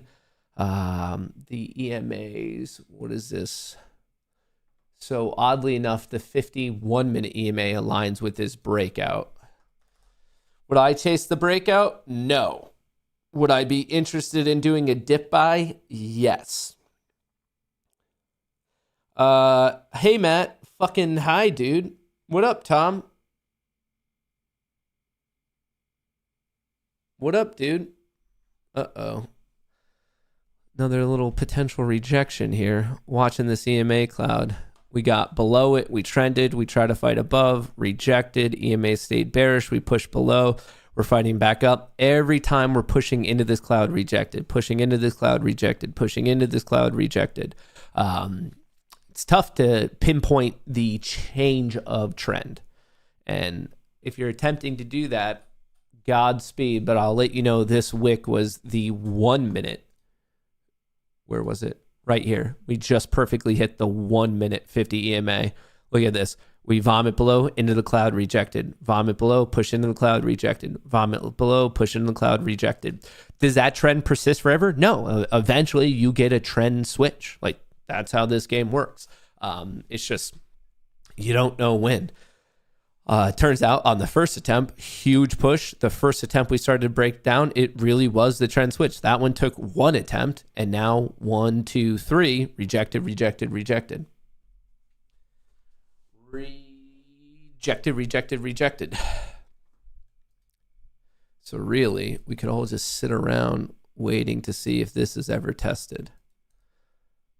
Yeah, perfect trend line. I guess we could also watch this structure if we really wanted to. If we wanted to get real nerdy about it. Kind of watching that structure. The red dash line is the extreme high and low of the regular trading hours. The blue dash line, the dark blue line, is the 50% point. It's halfway through the high and the low, which today, not only is it the 50% retracement, happens to align basically with the closing value from Friday. So we're at the point right now where the market is trying to decide which way does it actually want to go. Matt, do you ever trade NQ overnight? Yeah, once in a while. It's not my favorite thing, but sometimes I'll do it. Sometimes I'll do it. All right. Are we getting a bit of a recovery here? Not the craziest thing to target 58, 57. It's VWAP and also this extreme high right here. If we can actually break, maybe we have a higher low being created.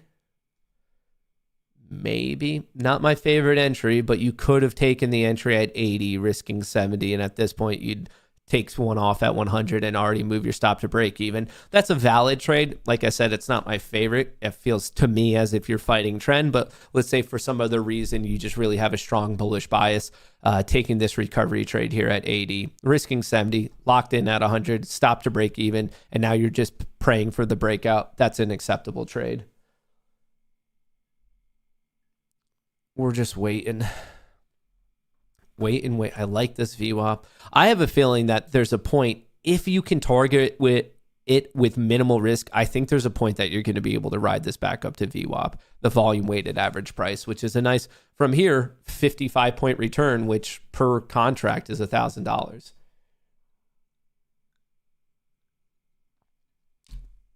Are we getting the test right now? Little trend switch, little succession of higher lows. Little something, something, or are we going to get rejected for the fourth time? Do we have a little something, something going on? Little something, something right here? Is anyone taking this breakout trade? Yes, no, maybe so? Are you guys in between? Do I hear yes? Do I hear no? Are you waiting for the break and the pullback, or did you already get in? Did you buy this break at 11? Where's everyone at on this? Where's everyone's gut feeling prediction? The one thing we shouldn't be doing. All right, we're almost testing this high here at 44. Like I said, VWAP's a nice target. We're going for it. We're testing this high right here, the 1050. Oh, whoa. Just smacked VWAP. You'd already lock in.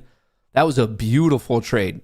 That was a 80-point trade. You're in 3 minutes ago. In 3 minutes, you rode it from 80 up to 60, roughly. We'll call it 75 points. That's 1.5K per contract if you took that trade. So you made 1.5 risking $200. So you got a 7.5 R to R trade. That's crazy. Good for you. Good for you. I didn't like it, not because we're below VWAP. I don't really use that as a bullish bearish filter. What I didn't like was we're still battling it out. 5 minutes trying to go green, 10 minutes trying, but it's still red. 30 minutes trying, but it's still red. 5 minute, maybe, but it's breaking some of my other rules. So that's why I didn't get into it. But obviously in that one circumstance, it did work well. In that circumstance, it did work well. And now we're off to the races. We're pushing green again. Are we going to take out this high? Are we going to take out? I think the SPY already did. It did. SPX, look at that. Push. It's almost as if these transition zones are incredibly important. Bounce, bounce, bounce. Folks, this is why, this isn't rocket surgery. This isn't some clairvoyant ability. This is truly run of the mill. Pay attention to where big money is. When you know where big money is, you can call out these levels. And maybe at first it feels like there's quite a learning curve to it, but when you do it time and time again, it becomes second nature. These levels were literally called out to you before the market even opened. Great dip buy, great dip buy, great dip buy. We recover. Guess what? I think from here, we're going to 750. And then at that point, you just have to wait. I don't know, maybe breakout, breakdown, but it's just the key level to pay attention to. Just the key level to pay attention to. Oh, let's go 10 minute there. Let's go 10 minute there. Let's go 5 minute here. Let's go 5 minute here. All right, so a little bit of a trend line break. SPY took out the high. Still struggling on that. That white horizontal line is literally its red to green move. What's the VIX doing? The VIX is staying elevated, which is noteworthy. Not necessarily good for my positions, but the VIX is still up, which I find to be interesting. Not really collapsing yet. We opened up big. We dropped 50% retracement, but it's just holding on for dear life here. Which, like I said, not the biggest fan of. I would feel a little bit more comfortable being bullish if we take out. Maybe I'll just put an alert here, cracking 2050. And then I'll put an alert here as well. Remember, no one's actively trading the VIX in terms of pushing it higher or lower. The VIX value is just, you can trade ETFs that are tracking it, but the actual VIX itself is computed from just math. The theoretical options contract 30 days out for the S&P 500, just the implied vol from it. So yes, you can trade things that are tracking this value up or down, but the traders are not the ones pushing it higher or lower. So yeah, you could trade things like VXX, UVXY, but VIX itself is just like a mathematical equation. And if you want to know about it, I don't know, feel free to Google it. Whoa. Feel free to Google it. Mag 7 was trending up, just got hit. I guess this break, see, this is why. This is why I have these rules. As much as that looked like a beautiful breakout, I told you the 10-minute and the 30-minute kind of freaked me out a little bit. The 10-minute and the 30-minute freaked me out a little bit. That's why I put on those additional filters. I don't want to fight the trend.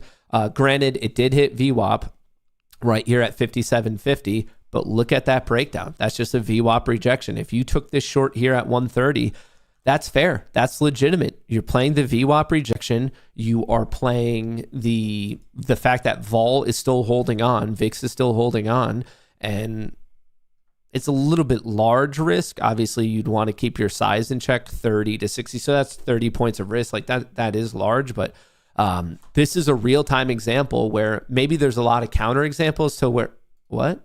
Oh, Orbo's trading. That took forever today.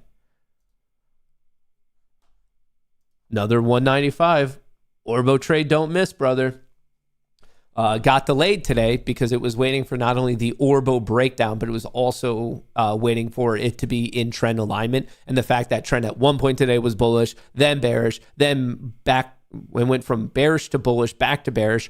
So it was getting jostled around. So it was awkwardly delayed today. But this thing just does not miss. It has not missed since mid-October. Every single day, it's just an easy 195.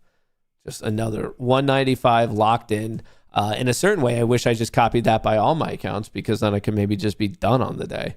But hey, woulda, coulda, shoulda. Woulda, coulda, shoulda. Woulda, coulda, shoulda. Anyway, you could have taken that breakdown, 25. The risk is a little bit larger than I would like. That's 30 points of risk per contract. That's $600. Obviously, it would have paid, but more important than that is why I didn't take the bullish signal was because 10-minute and 30-minute are bearish right here. 10-minute and 30-minute are bearish. Like just using my generic filters of am I trading with trend, we're a little bit too messy today. And some days you have that. Some days you're awkwardly in the middle and you're not clearly trending in one direction or the other. And you just have to have the patience. And yeah, it can get boring as hell, but I would rather be bored as hell and protect my accounts and make sure they live rather than right now I'd be feeling some pain. Well, technically, no. Well, maybe I would. I might have had the target at 160 and then I would have been pissed off that I was within 2 points and didn't get a fill. Would I have gotten out at 30? The entry was at 80. You went down by 20 points, but even at this point, that entry was such a good entry right here, this reversal at 1026, that you'd actually be green right now. So I don't know. In some alternate dimension, some alternate universe, I probably took that trade and I'm not really sure how I would have managed it.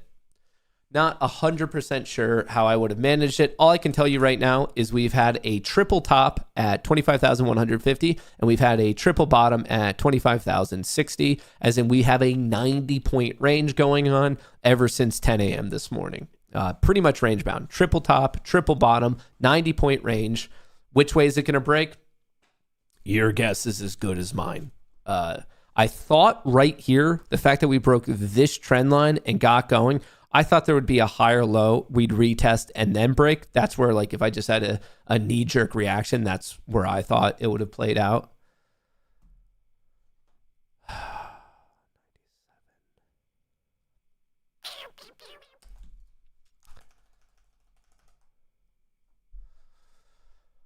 Oh, brother.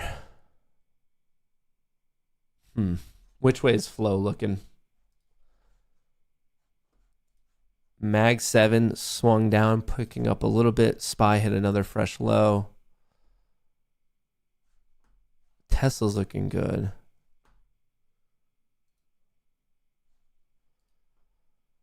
I don't know.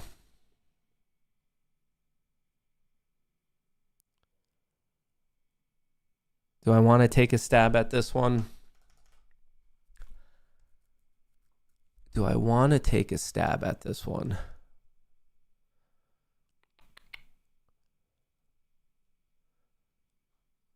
Good thing I didn't. I was about to go short at 80, and within 30 seconds, I would have already been blown out by 25 points, 30 points. Folks, I was seconds away from taking that short. We popped up into the cloud. I I was seconds away from taking that short. Oh, that's too funny.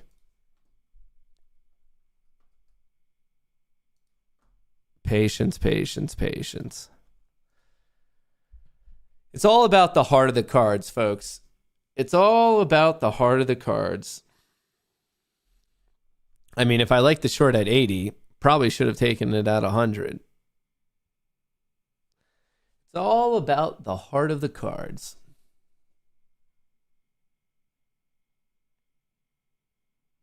Is this really failing right here? Oh, brother, what do we see going on? Mag 7, kind of flat. SPY is still getting hit there.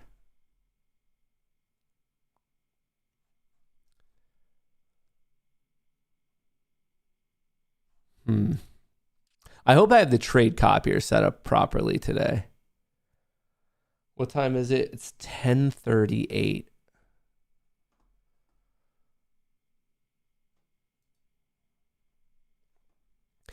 The question is, did I do it right today?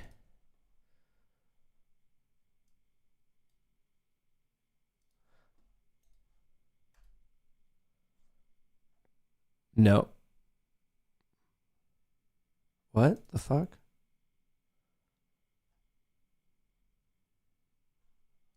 I'm confused. Oh, it's because I'm on the NQ contract.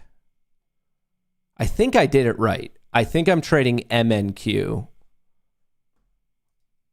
Yeah, because it's showing no position, but it's showing a position over here. So I think I got it right this time. I think I finally did it right. Your boy's trying, as the accounts are smaller, to trade instead of 2 NQs to trade 5 MNQs. You know what? I should probably duplicate a new tab. How do I double check? Futures. Can I just type it in? How do you get the mint micros? MNQ. But that's not the right expiration date. How the fuck do you do this? MNQ. Team, I need help. I need MNQ, but for 12.25. Why can't I search this? How do I do this? Mom! I guess we're just going to have to trust in the heart of the cards here. Well, that sucks. Literally a point away. I put mine at 60. It got to 61. Very top. No, that's NQ. I need MNQ. Here's the micros, but it's not the right contract. These are for September. I need the December ones. MNQ. Yeah, so if I do this, can I type it in?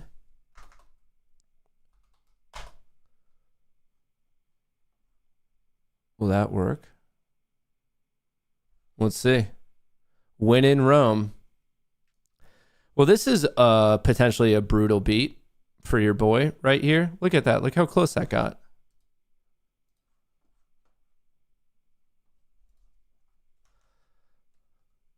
That's actually a horrible beat. Look how close that got. It was off by a point. That's crazy. Just my luck.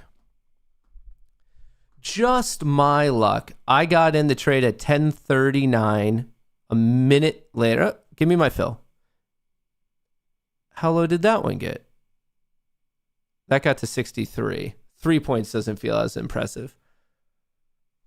But is this working? I think it is. Okay, finally I got it. So I am trading half size technically on these ones. I like it. I like it. Let's see if that's better risk reward management for your boy.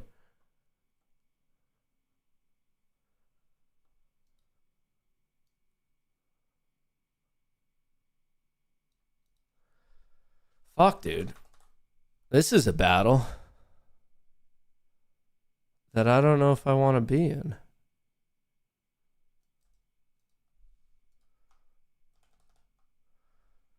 No, dude. Is it really going to goose me like that? I cannot believe it. It only took one day this week for me to have almost my fill, and it just didn't give it to me.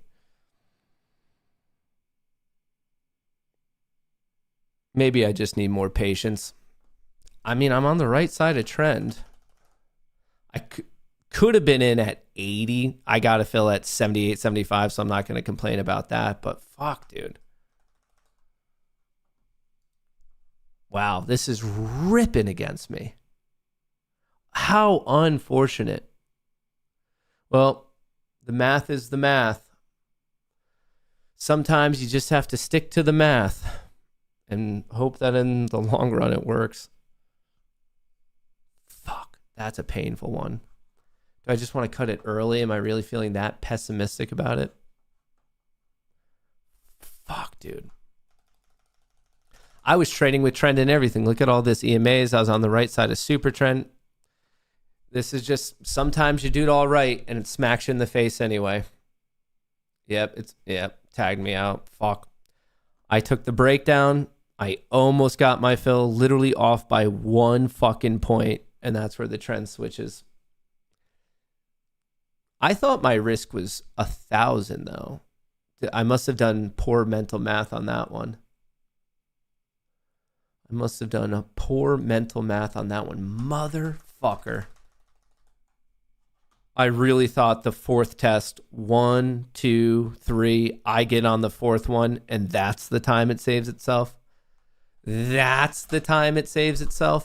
even that, we didn't even test it. We were off by, it got down to 58. I was like, cool, I'll front run it by 2 points. I'll get in at 60. It only went to 61. That's a bad beat. That is an absolute brutal bad beat for me. Fuck.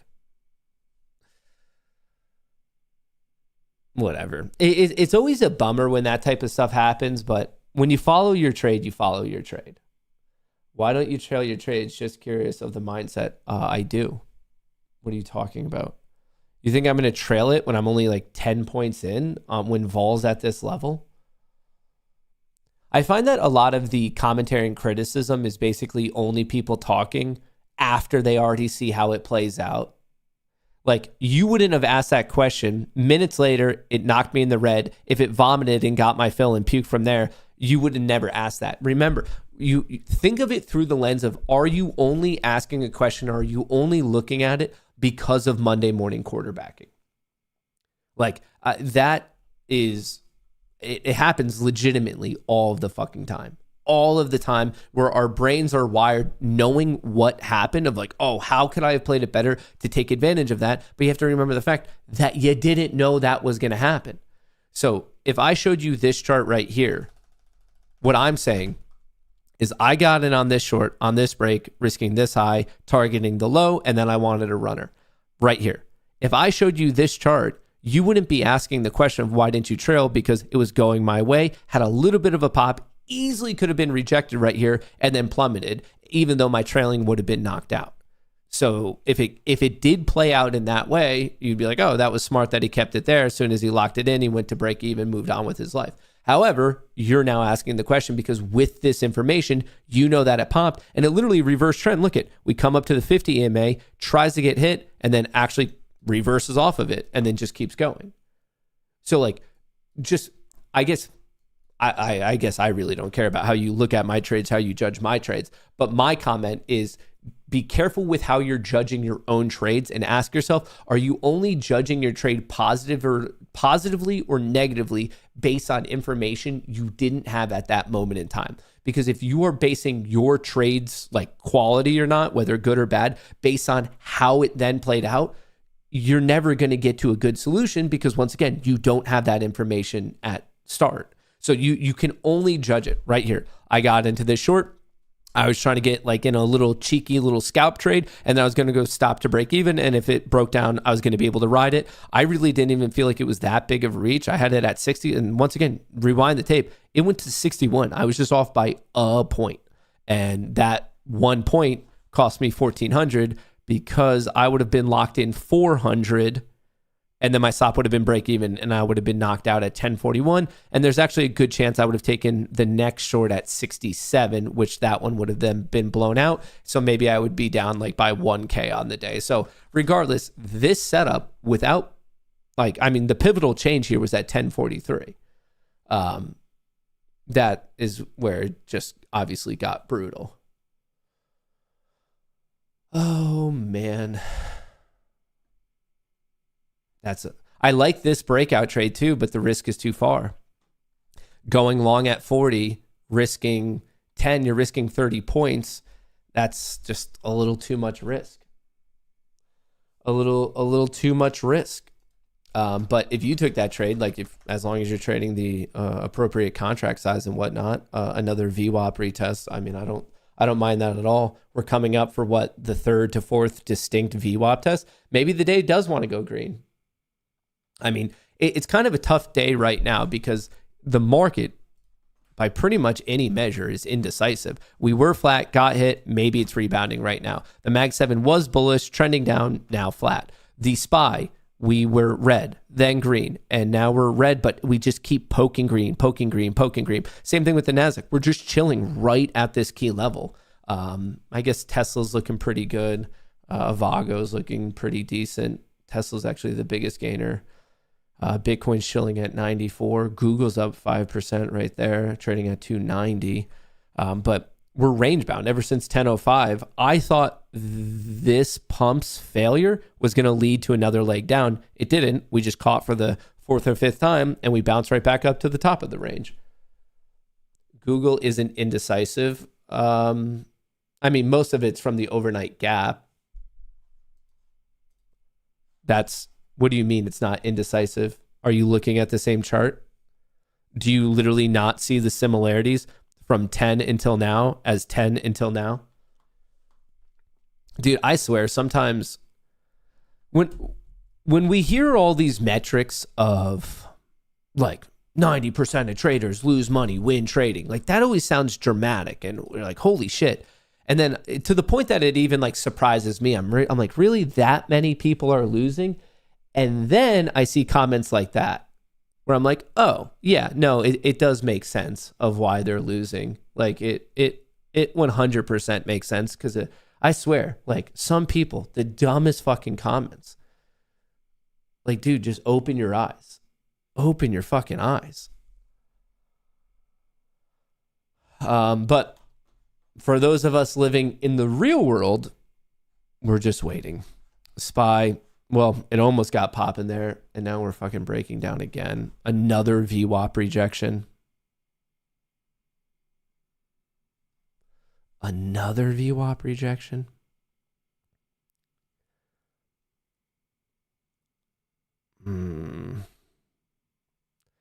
Damn. I would actually almost be back to break even on that first trade. I would be back to break even right now. If I wanted to take on that smoke, if I wanted to take on that hit, it would have worked. I'm not saying it was a good trade though, because if I did that, there is a chance it just breaks out from VWAP and it keeps going, obviously. But it is interesting to know I would have been back to break even. I actually lose 900% of the time. That's pretty brutal, dude. 900% losses. So for every trade you lose, you actually have 9 losing trades. That's a brutal setup, brother. That's a brutal setup. All right, let's see if we can steer this ship back around.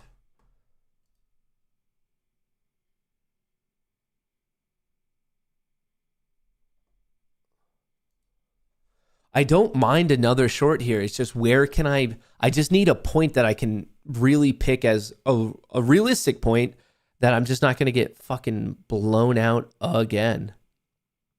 I don't mind the short-term scalp day trade short here. It's more of a question of can you get in with acceptable risk? He loses his trades in quantum flux.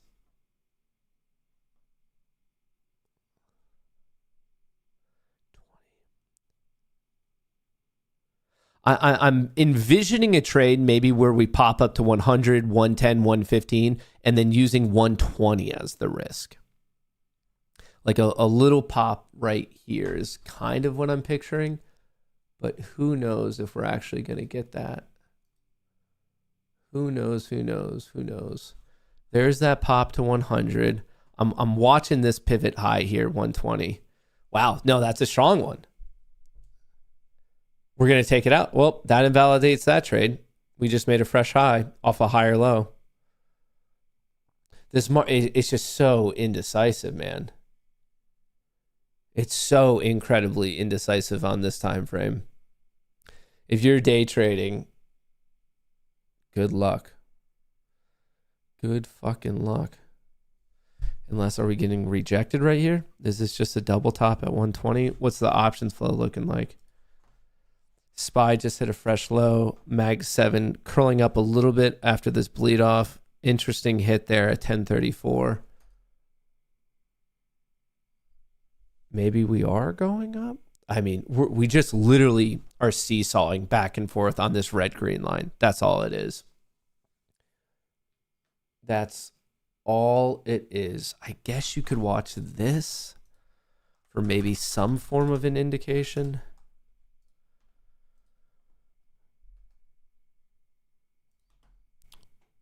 Those are pretty distinct lows connecting those. You could also watch this. It's just these giant pivots, man. Not trending. Not trending whatsoever. Making it very, very difficult. We are stuck in pretty much a 100-point range from 160 down to 60. A 100 fucking point range. That is a brutal range to deal with. And based on the new accounts, I don't have much leeway to go. Which is why I guess I could have taken that trade. Now I'm feeling a little gun shy. Because who knows which way this is going to snap. Maybe that's the right play. Maybe the quote-unquote right play is to wait for the snap of this wedge structure and then wait for a pullback in price opposite of the break and then try to ride the trend of the break. Even this. Was that a lower high? We look like we're about to break down. Nope. Surprise. Just a wick. It's no clear trend. The entire market is a Ponzi scheme from getting off the gold standard. What? How is that possible? That's a stupid fucking comment. One is just for publicly traded companies for you to be able to get access to those. Has nothing to do with what they're based in.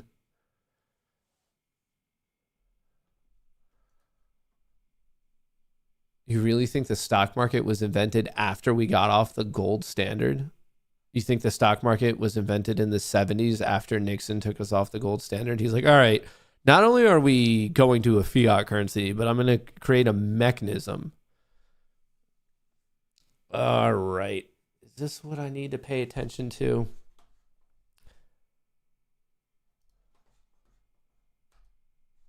Bearish, bearish, bearish. Bearish, bearish, bearish. Bearish is the right side. Fuck, maybe I should have taken that trade at 97. Son of a bitch. Oh, I hate the moments like this where I'm just myself feeling a little gun shy after taking an unfortunate loss where like, hey, the math was the math and I didn't really do anything wrong. It's just like sometimes the math doesn't break your way. Sometimes the math just does not break your way.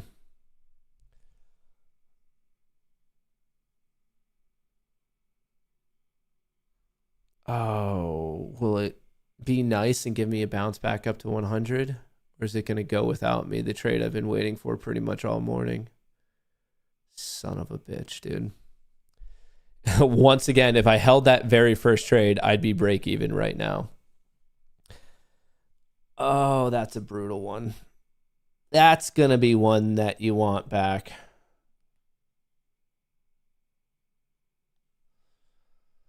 That's going to be one you totally want back.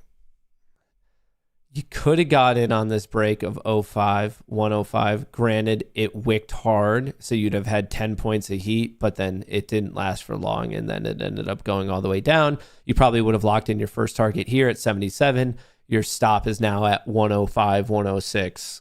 Oh, that was a good trade. That was a good trade. Icarus fired it.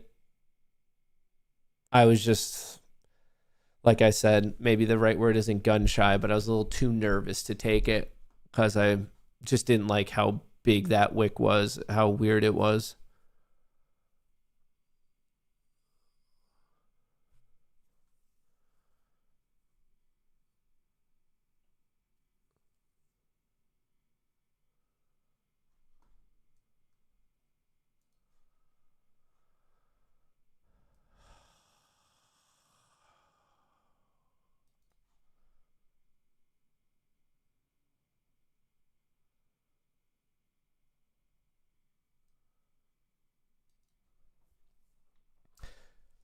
I don't know what I'm doing.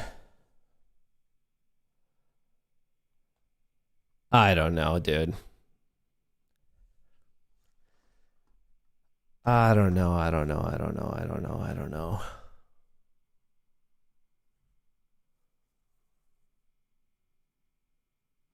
Point of control is up here at 130. VWAP is 150.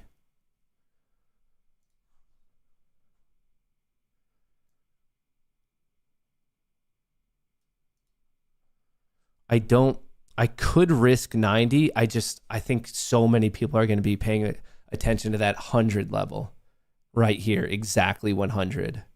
I'm kind of waiting to see if the next high is lower than this. This is really what I'm watching right here. This high at 1058. Wow, that very, very first trade I had, it would have just hit right there at 60. Granted, you took a lot of pain in the meantime. I'm not saying that would have been a good trade to hold it. It's just, dude, fuck me. Is this shit going to happen again?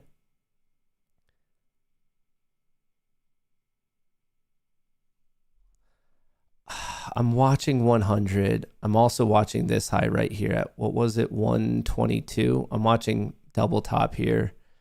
I'm watching this trend line break.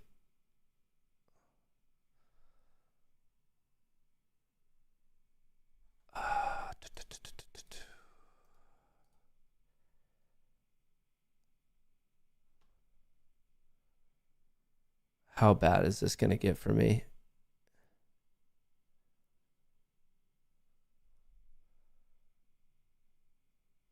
All right, time to lock in.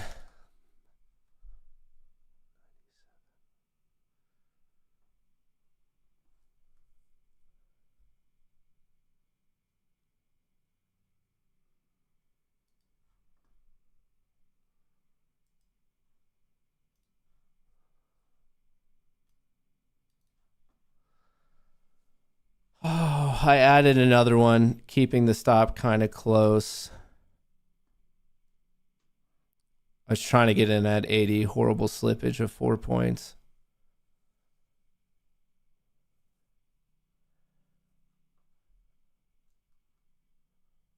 All right, that one I added in is now a freebie play. I just moved the stop right to break even just to not be fucking stupid. I don't like trading more than that, so that's why the stop went exactly to break even. Just locked in one. All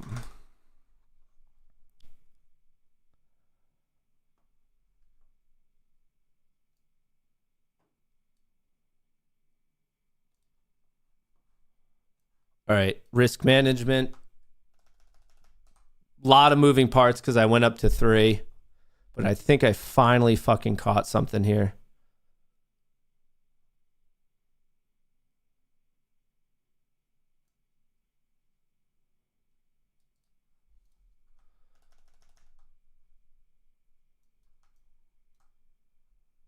Lock it in.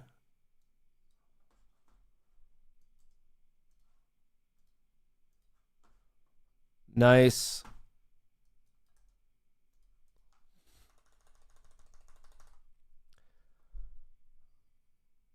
Uh, 15 points, 60. So this is my break even. My break even on the trade is also the break even on the account on the day at 60 here.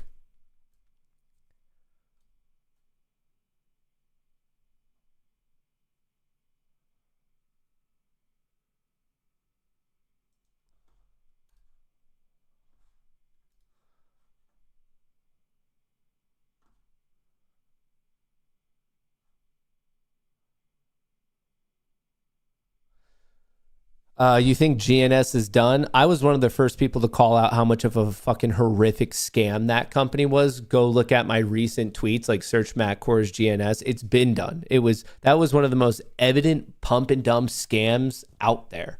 And I try to warn as many people as I could. And then, of course, no one likes when you speak, I guess, negatively about the stock that like they're in, and everyone's like, no, it's the next best thing. That one was. Some of these are a little bit more difficult to like really examine of like, oh, is it a pump and dump? GNS was one of the most evident pump and dumps just out there. It was so incredibly evident. The company had literally non-existent fundamentals. The board and the team was like had a history of doing pump and dumps. They were just used like, dude, it was so brutal. I don't think there was like one positive thing going on with that company. Am I going to get lucky here?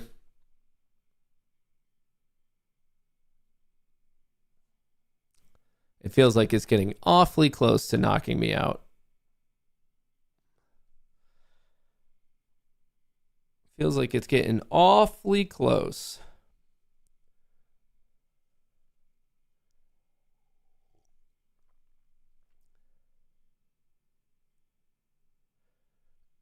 I might get lucky. I was going to say I might get lucky if it doesn't bounce off of 50. And literally as I'm saying that, that's exactly what happened. It bounced off of 50. If it could take out 50, if it could take out 47, I have a shot, but it's getting real close. Getting real close, brother.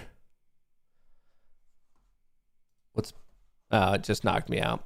All right, I got back to break even on the day. So I was down 1.4K per trade, and that trade that I just did there got me out of the hole. So back to break even, as you could see. So actually at this point, the best account on the day was the 10-minute Orbo. But as you guys saw in the real trades, I was down 1.4. Had I held that initial trade, it would have been fine, but it would have been too much risk to hold that trade. And here, back to break even. So I was, you could argue, a little bit of a degenerate to add on the one trade that I did.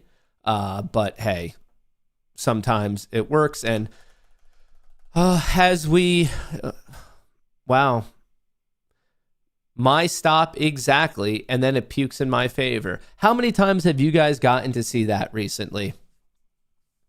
Literally perfectly knocks me out and then pukes 20 points in my favor. You can't make it up, folks. Like you cannot make that. Let me show you what just happened. My stop. You cannot make this up. Are you fucking kidding me? Are you kidding me?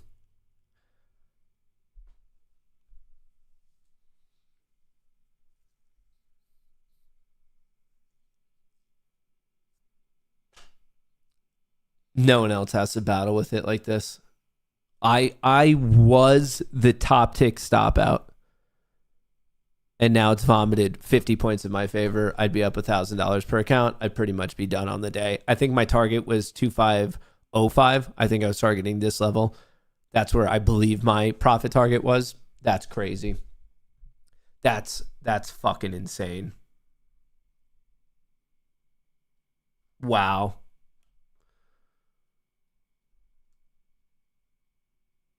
Dude. Matt stops equals great entries. It's undefeated. If you do the opposite of me on my stops, you would probably become the stop market. Like you would have far too much power. Far too. I cannot fucking believe that. Whatever. I think this was pretty good management there and there. Target, stopped out. I got to break even, save myself from a 1.4K hole. So like I can't really complain of it being a bad trade. I think the third leg of it was very, very unlucky, but at the end of the day, I got myself out of a 1.4K hole. So it is what it is. It is what it is. And it would have just hit that target. Son of a bitch, dude. Son of a bitch, dude. Would have hit it. Would have hit it. Oh, that's a painful one. I was in.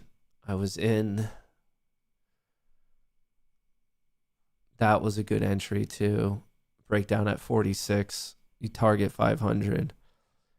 If you go short at 46, you target 30. Great. 300 points locked in. Your runner targets 500. Great. And then if you have a third one, you can now probably set it to 28, 29 and move on with your life.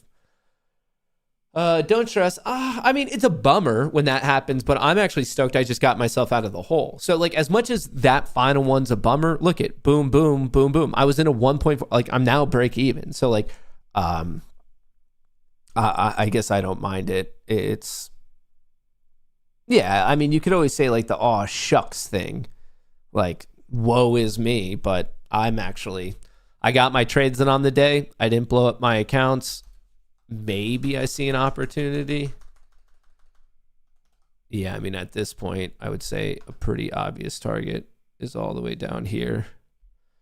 954. That was the intraday low pretty much right at market open. I wouldn't mind a bounce back up to 50 that fails, and then maybe I could try to play it all the way down to 54 here. I wouldn't mind that, but in all reality, I have like nothing to like bitch and moan about because this could be way worse. Instead of the 1.4K loss, that trade, what if I just got stopped out here? I went in at 70. I could have got stopped out at 97. That's 30 points. I would be down 2.6K, and then it would have all gone in my favor anyway. And so it's always, this is a game of Monday morning quarterbacking, and everyone, you could always do woulda, coulda, shoulda. But like, where's that going to get you? That's not real trading. That's not how that shit goes. Like, you're not going to get much of like informed trading analysis by doing that. So here, I took the trade. I managed it to the best of my ability. You could argue it was a bad beat, but at the end of the day, I got myself out of a 1.4K hole across how many ever accounts it was. So it was 20K that I just got myself out of that hole. You could take this trade. This breakdown trade at 1450, your risk is 25. I don't like it just because that was such a hard sell-off. I would think that there's going to be a larger bounce, but you never know the next bar.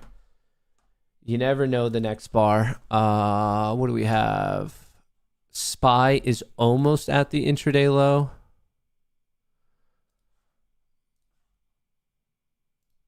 What the fuck? Right there. So are the Qs.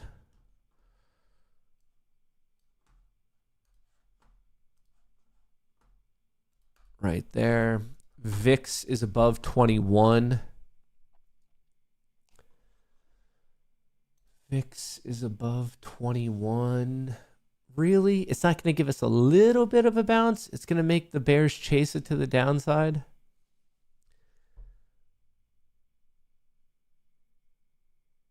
Well, that's a bummer. Google Avago is actually attempting to hold on, oddly enough. Here's a look at the Mag 7 flow. It actually got a bit of a pop there, but price didn't seem to react. And then price is getting hit. But the options are holding on fine. It's the 0 DTE SPY that's crushing this. Another reason why you might want to be mindful of chasing it to the downside is we're coming up to a very important level, 6,700. So if you are chasing it to the downside, just please be mindful of a potential bounce here. So if you're trying to capture this profit, hey, have at it. You could be tracking 6,704, 6,700, but just, even if you're trading NQ or that stuff, just be careful of maybe a legit bounce or maybe a dead cat bounce, but just be mindful of the bounce at this level to whatever degree.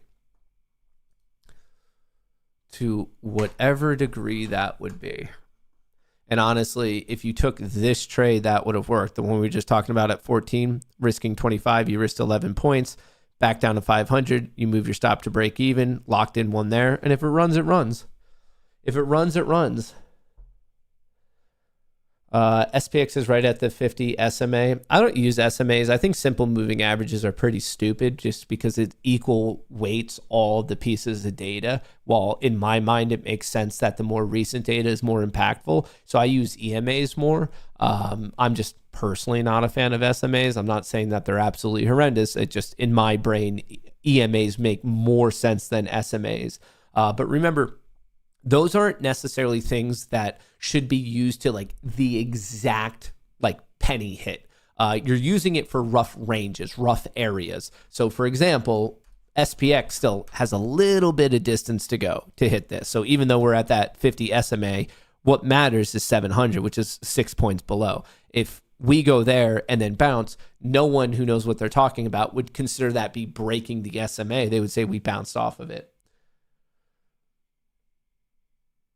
I know every trader over 50 uses daily 50 SMA on their chart, so I figured they have lots of money to move markets. That's a super strange, super dangerous assumption. I don't have any idea if that's actually accurate or not. That's a really crazy statement.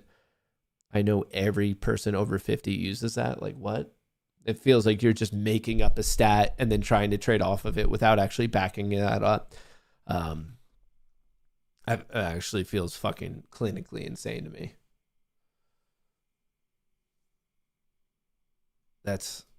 I would just say be extremely careful if you're actually trading off of that then, because you're just making up information.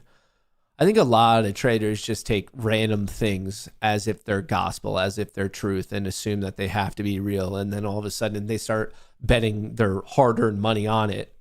And yet it's not backed by anything. Like, it's just backed by like some random fucking idea they came up with, or some random thing they like read on Twitter, they saw on YouTube, they saw on Rumble, just like legitimate just guessing. Oh yeah, I heard this. It was on the internet. It has to be real. Fuck me, dude. Oh, I cannot believe I got wicked out right there. I'd be up 90 points from this point. I'd be up 1.8K. Fuck, dude. What a bad break. Literally to the point of a tick. And we're coming up on that initial balance low. You could see it better right here. All right, you don't need these. You don't need these. We're coming up to that IB low. This red dash line. Remember, the major stat we know about this is on the very first test of the day. The first test, a rejection, as in this case, since we're coming from the top, it would be a bounce. That's the major stat you need to know about initial balance. It doesn't necessarily mean anything along the lines of like, oh, it's going to be a legit bounce and we're going to fully recover. I'm just saying on the first test of the day, which would be right around, I don't know, right now, basically you would fade it and go the opposite way for a little bit of a pop. How you manage that is really the key to your success in this particular one. And I would say as soon as it goes 5 to 10 points in your favor, you just move your stop to break even. In this very particular situation, you might have a shot back up to 80, 90, or maybe 25,000 flat. So if I did multiple contracts, as soon as it goes 5 to 10 points in my favor, I would lock one in and I'd move the stop to break even on the other ones. And if it goes, it goes.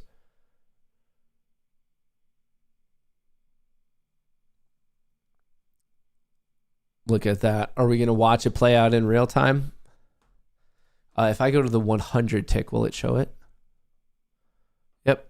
All right. First test. 55. So it went 7 points in your favor already. Maybe you locked in at 5. If you're going for 10, you didn't lock in. That's kind of like a user specific thing, I suppose, at that point. You could play this double bottom long. You could use 47 as your risk. I'm telling you, that's the main stat you need to know about initial balance. The main stat you need to know. There are other interesting stats. For example, if you break it, recover, and then break it for the next time, that's actually suggestive of a continuation in that manner. So that's another stat you could use, but just the one that I find the most interesting is the very first test fade it. There are other ones though, like please don't confuse that to mean like that's the end all be all stat you need to know about initial balance. If this goes and then you get another 5 or 10 minute that actually closes beneath after a bounce, I mean, right there, boom, you're in at 55. Your risk was 47. You're up 20 points. Your stop's now at break even. And you just ride it as much as you can. You probably already locked in one contract and you're either riding it up to 80, 90. I would be interested in 90 right here. That's just this recent spike. And then past that, 500, 505 is the next spike.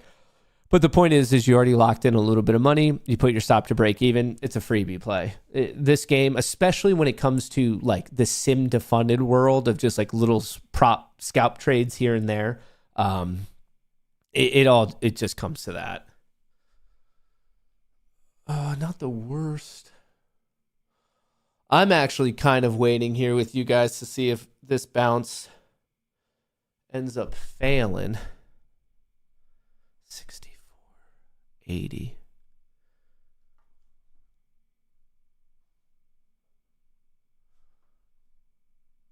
Fuck.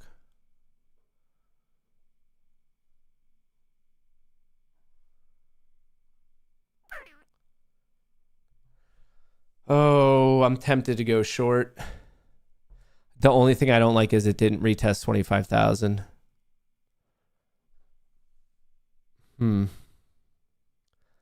I am torn on this one.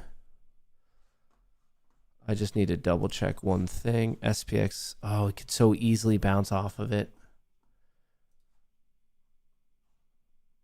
So easily bounce off of it.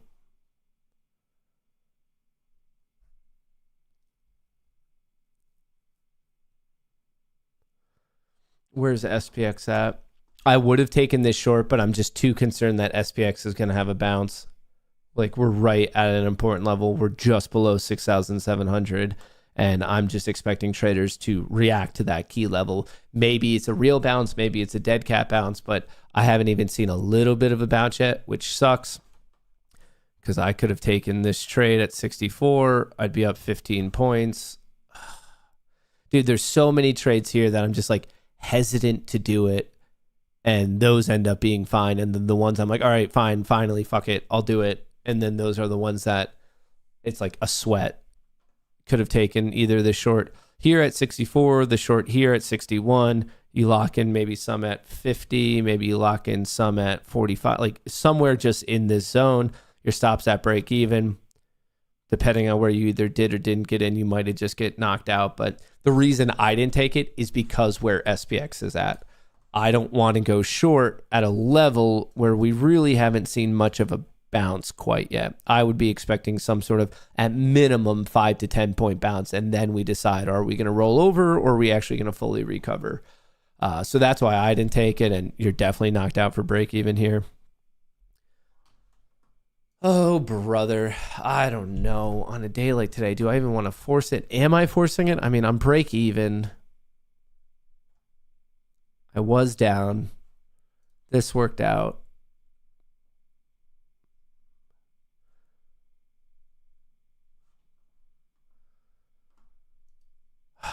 Fuck. I'm torn, folks. I don't know where my... It feels like I'm in one of those situations that if it works out, I did the right smart thing. And then even if I took the same trade and it doesn't work out, then I did like the stupid thing. It feels like it's kind of set up for a lot of Monday morning quarterbacking right now, which I am not necessarily the biggest fan of. Are we about to shit out of this?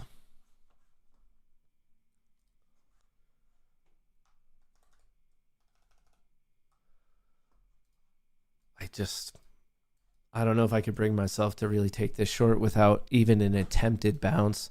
Mag 7 was trending down, got a little bit of a pop right there. SPY is just getting hit all day today. Look at that call selling. Look at that put buying. They are smoking it. 5 minute, 10 minute, 30 minute, 4 hour is all bearish. 5 minute, 10 minute, 30 minute, 4 hour is all bearish. That doesn't look so good. VIX is at 2160. Here's a pop.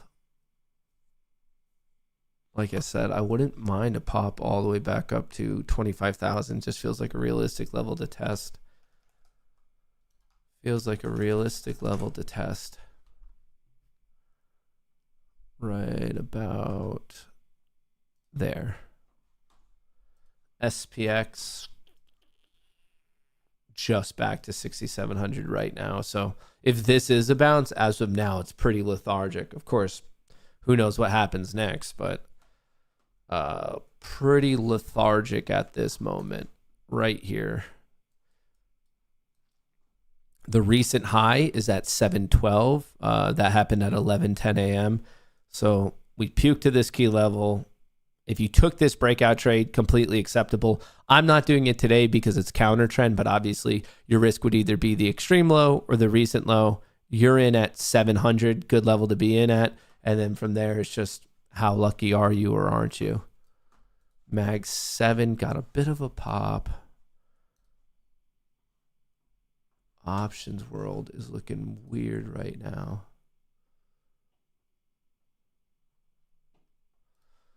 This went right into the 50 EMA.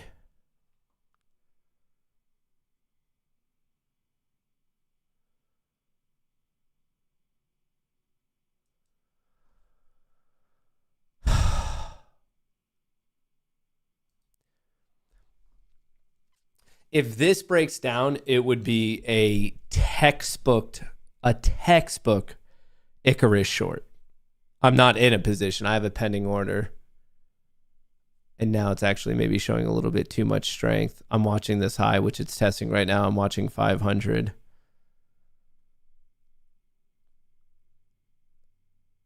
It tied it. Where do we get to 93? SPX is at 702. I wish the bounce were a little bit larger, but just going off the risk reward.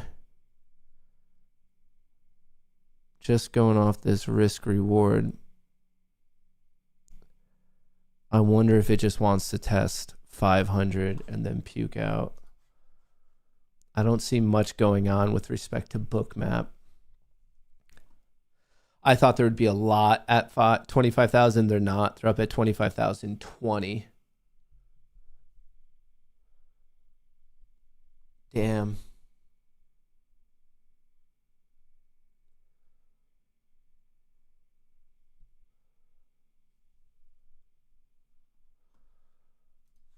All right. I'm sticking with the math. I'm following Icarus. Quickly de-risked. Should have been in at... Dude, look at this slippage. You saw my order in at 74. It's already going to fucking knock me out. Jesus Christ, dude. Brutal wick. Anyway, you saw me have that at 74. I got to fill at 71. The slippage, it's so bad in this particular game. It's so horrendously bad. Anyway, that was a real trade, or like a nice trade. I don't mind that I took that honestly at all. I like that trade. It just didn't break my way. Unfortunately, we popped up, ended up being a fake out breakdown, and then we recovered. I could have been a little bit more patient with the bounce off of 700 in terms of being like critical. But like I said today, every single time I'm looking at a trade and it looks nice is when it goes. And then the ones that I actually take, it seemingly just fucking destroys me, which is literally what happened. But I don't mind that. That's just a losing trade. It was a good trade. It's with trend. It just did not go my way. And that's going to be a part of trading. I stuck to the risk. I didn't do anything. I took the signal when the signal was there. Unfortunately, there was a little bit of slippage. That's outside of my control. I put my risk right where I should have. Even if this one, if like, oh, I could have given it a little bit more wiggle room up to 25,000, still would have been blown out anyway. So it just... BTC trying to break 93. Yeah, this is... I tried to take it. Just did not work today on that one. Truly don't mind it. This is a game of were you disciplined and did you follow the trade exactly how you should have? And that's what I did. I followed the trade exactly how I should have. And it just did not pay. And this is why I get out in time, because that bounce that I was worried about, instead of being out at 990, it'd be up an additional 50 points. So I would have been down an additional $2,000 for that trade, putting me down $3K on the day. So I don't mind that trade whatsoever, because these bounce can obviously be a pretty vicious bounce. But I'm wondering now, maybe this bounce is big enough that they just did this buy it. I mean, if we start testing 6,700 again, that's obviously not a good situation. But look at that bounce. We went from 95. When I was saying I'm a little surprised there isn't a larger bounce, this was kind of the bounce I was looking for. This was kind of the bounce I was looking for, folks. Right there. 7.0. That was a good trade. Your stop's now at break even. Maybe you scale out at 25. Maybe you scale out a little at 40. Maybe you scale out a little at 50. But even though it looks like it says it's a sweep low of the intraday low, which I guess technically it is, really what this is just a test of a key level. Here is resistance right here. No, resistance is up here at 25. This is not resistance.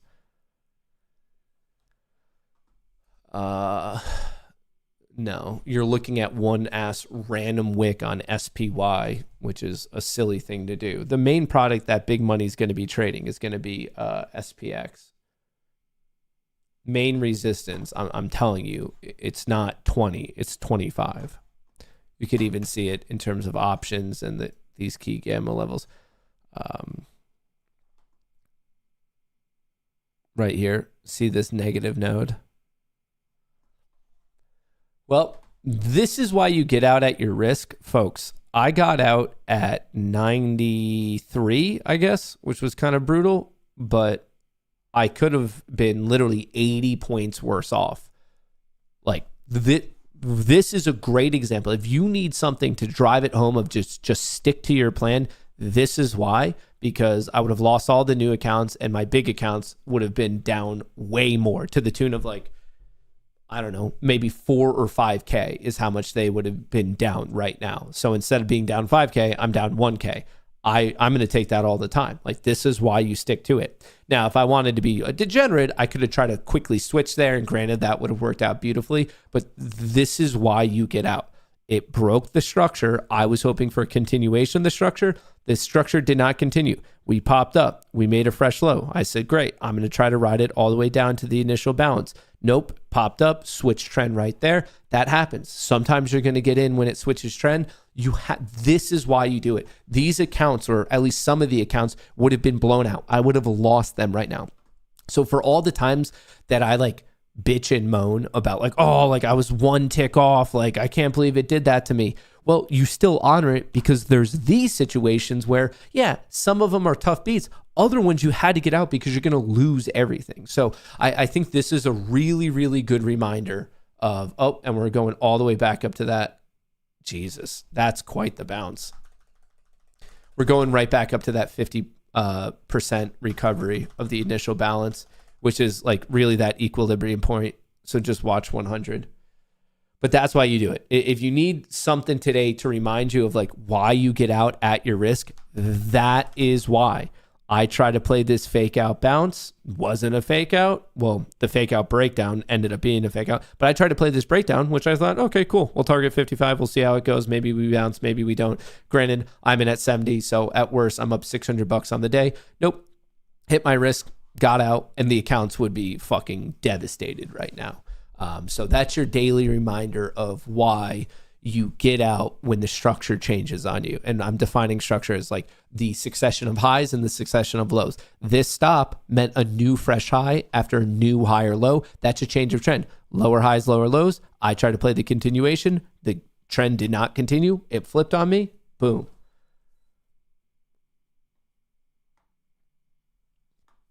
And then we're just looking for, like I said, 100, 105. Dude, holy shit. What a pump. What a fucking pump, dude. That's crazy. Someone said Tesla's rip. It was their news. Like, this is a crazy rip. Remember when I told you 25? Who was it? Sean saying that this was resistance down here. Dude, pretty evident play. Just look at where the big players are. You're looking at literally wicks on the SPY. That's not going to be a tactical way to handle this. That is not a tactical way to handle it. Avago doing its thing. Vol just started. It did pump, and now it's puking. Vol pumped, and now puking back below 21. Dude, is that all they wanted to do? Is they wanted to French kiss 6,700 just to get it to go? 5 minutes actually trying to go bullish now. That's crazy. 30 minute, 10 minutes still bearish. But look at this. The 5 minute on NQ is showing a little bit of life. It'll be interesting if it could take out the 1020, 1030 highs. Same thing on ES. If we could take out the 1020, 1030 highs, that might have just been a little confirmation of support and a bounce. That's interesting. How... Oh, look at the Mag 7 right there. So I went short, and then boom, the Mag 7 options, I just started ripping. SPY, not as much as you'd think. Big pop in SPY price. Options, not the most moved. Not the most moved. Tesla is looking good. Tesla is looking good.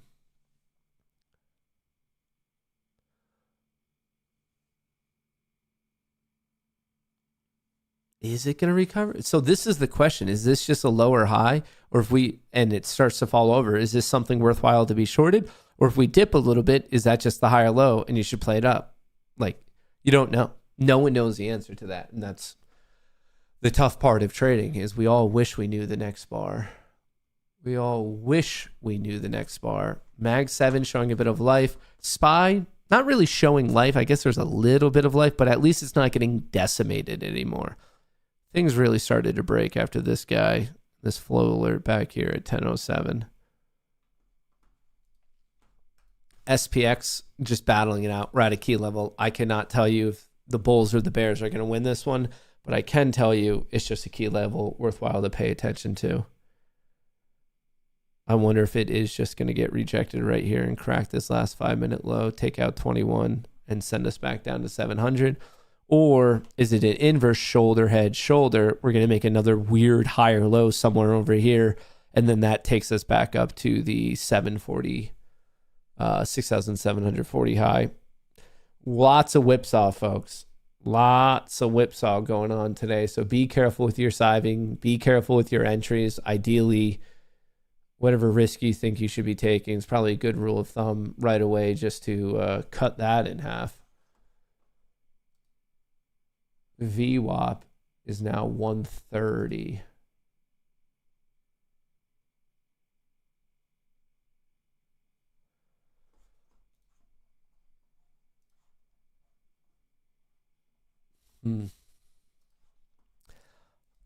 I'm wondering if that dip right there is worthwhile to play off of this 80.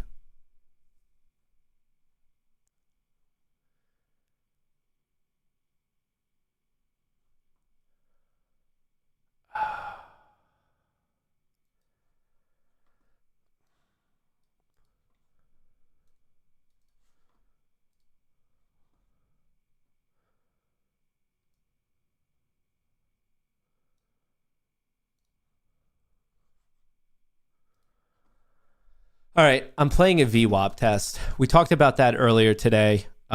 Pretty much the same reasoning. I'm just going right for VWAP. If I hit VWAP, that'll take a good chunk of my loss on the day out.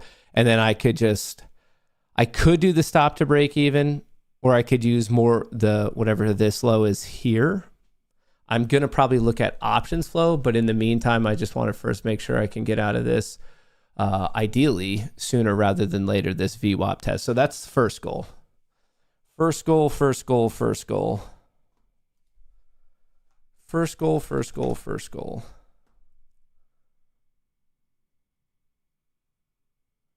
Fuck.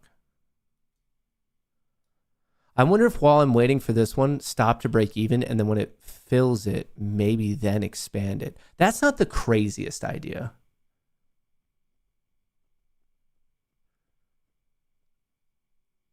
I could take all the risk off the table now. This is a freebie play. And then if it hits, then by the equal amount, I could take on 25 points of risk and move my stop to 80. That's not the most insane. So right now it's a freebie play, as in I'm not digging deeper in a hole. I haven't done a trade like that in terms of risk management, but, well, it's about to knock me out. But you see what I'm doing is I take on no risk now. If it goes to this level, awesome. And then if it doesn't, it didn't cost me anything. And I could always attempt to re-enter. And it knocked me out. I wonder if that was smart or not. Like, I guess I need to replay that in my mind. Of course, it fucking wicks me out, and it's going to run to 30 right now, son of a bitch. Of course it does that. But what I was doing was like, okay, if it goes to VWAP, great. I locked that one in, but right now that was a riskless trade. I got out where I got in. And if it went, then I could move the risk on the other one to whatever profit I just made. So it's still a freebie play. It didn't work out that time for me, but I don't mind it at all, honestly. Because like, if this dipped all the way to 90,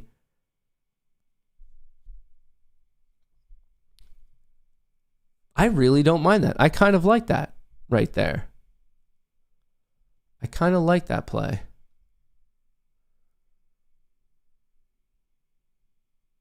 Unfortunately, it literally wicked me out. Motherfucker, dude. This is... We have to keep a running count of how many times I'm out within a point, and then it goes my way anyway. The one thing that's never going to miss is you doing the opposite at my trades. My stop, that was a sell. You could have bought. You're already up 20 points, 15 points. Brutal, brutal, brutal, brutal.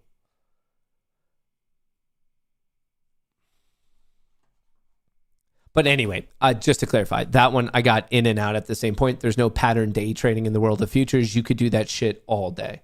All day, all day. Is it a little bit of a psychological hit to keep getting stopped out? Yeah, especially when you then see it go in your favor had you taken on a slight bit more risk. But in terms of risk management, it's ultimate upside because you are not you're not taking on risk, and boom. So right there, the fact, dude, literally to the fucking tick. I cannot believe that. One goddamn tick.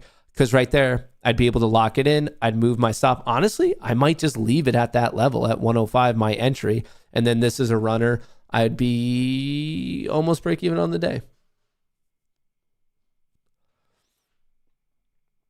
Wow, that's a tough one right there. If I was just a little bit earlier, if I got in at like 102 instead of 105, fuck. That's a brutal one. And yep, we're above VWAP now. Son of a bitch, dude. We're taking stabs at it. It's not necessarily turning up me, but it's also not necessarily going horribly against me either. It's just, this is just a game of variance. All right, Mag 7, or Spy showing a little bit of life. So is Mag 7.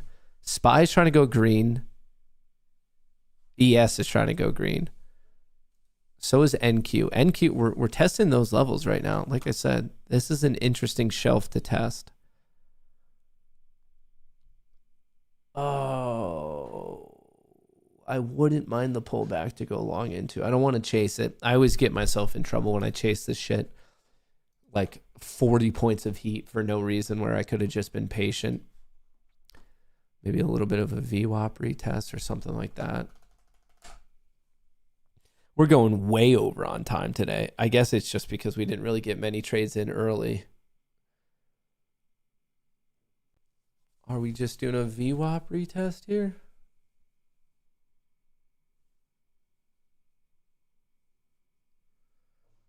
Oh, dude. I'm just staring this trade in the face. That's crazy. Fuck me. that shouldn't be legal. Feels like it was oddly personal. Feels like it was oddly personal, that particular one.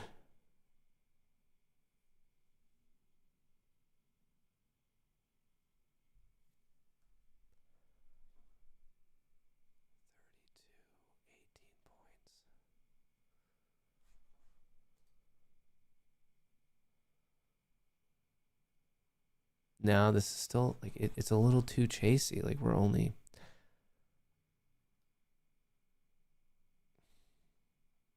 I honestly wouldn't mind a dip to 100. Like I can't bring myself to chase it here, and most likely that means it's gonna go without me. But son of a gun, dude, what a buy off the low off the 6,700 on SPX. What a trade.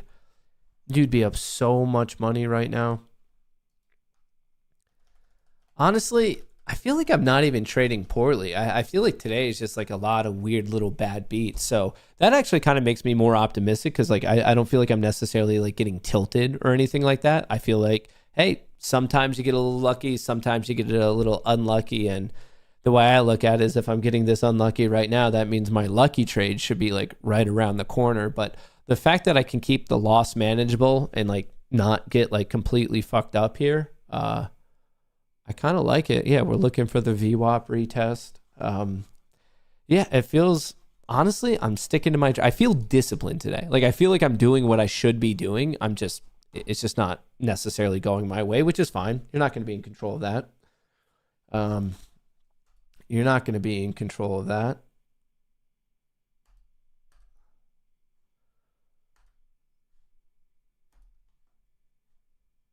I wouldn't mind a little bit of a pullback here. I mean, that's an extreme push. We're just right here from 10 to 1045. We're testing all those highs. We're testing all those highs after this like fake out flush lower. Huh. Vol's getting hit. Tesla's looking pretty strong. Avago's attempting to recover. I would love it above the intraday high. Tesla is above the intraday high. Google is trying to bounce a little bit. Nvidia is trying to bounce a little bit. Palantir is trying to bounce a little bit. Microsoft. So something changed at 1120. Like that sweep low where we hit 6,700 flat. That's what changed. And look at this. We're already back to testing green now. Motherfucker, the amount of times. Woulda, coulda, shoulda, man. I don't know. I stuck to the plan.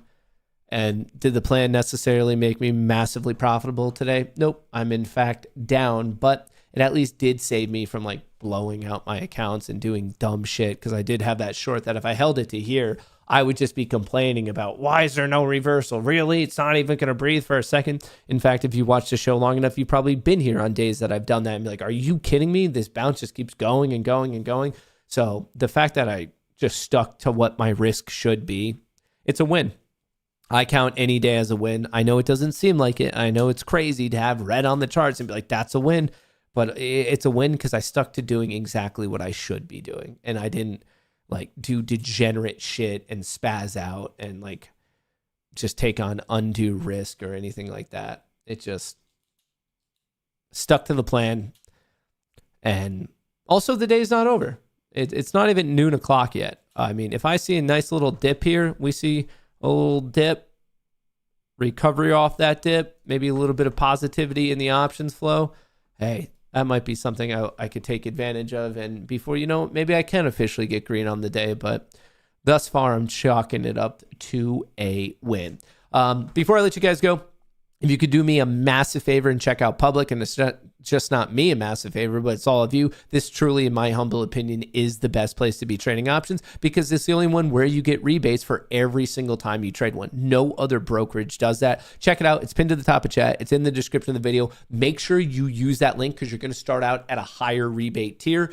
There is a tier system to it. So to start out higher, just use that link. It is free to download. It is free to sign up. It is free for you to check out. And then if you like what you see, obviously you can start trading on it. But I feel like as soon as you get into that that ecosystem, you're going to realize why it's so incredibly awesome. Like I said, pinned to the top of chat in the description of the video. Feel free to check that out. Obviously, a shout out to public and also shout out to all of you. Right now, the market's recovered. Qs are slightly green. SPY is break even. We have Tesla looking pretty good today. We have Avago, we have Google. Those are the three really good looking ones right now. And let's see what the second half of the day brings us. I'm going to go hang out in the Goonie Trading Discord. So if you're there, I'm going to be there in a second. Other than that, like I said, today, not necessarily a nice trend following day. We're getting quite a bit of whipsaw. So please respect your size. Please respect your trading plan. And most importantly, trade probably at your size or less than you anticipate. And obviously, as soon as your risk is hit, if it is hit, and I hope it goes right to your profit target, but if your risk is hit, you just got to get out. You just got to take the L and move on, because at least your account's alive. That's what I have for you folks. I will be posting an update video later on today. We have a specialty Apex video coming out later on this afternoon, so check that out. And then update video as well today. And then we're going to be streaming once again tomorrow morning, 9 a.m. bright and early. I hope to catch you there. I appreciate all the good vibes. Thank you guys so much. Catch you later. Peace.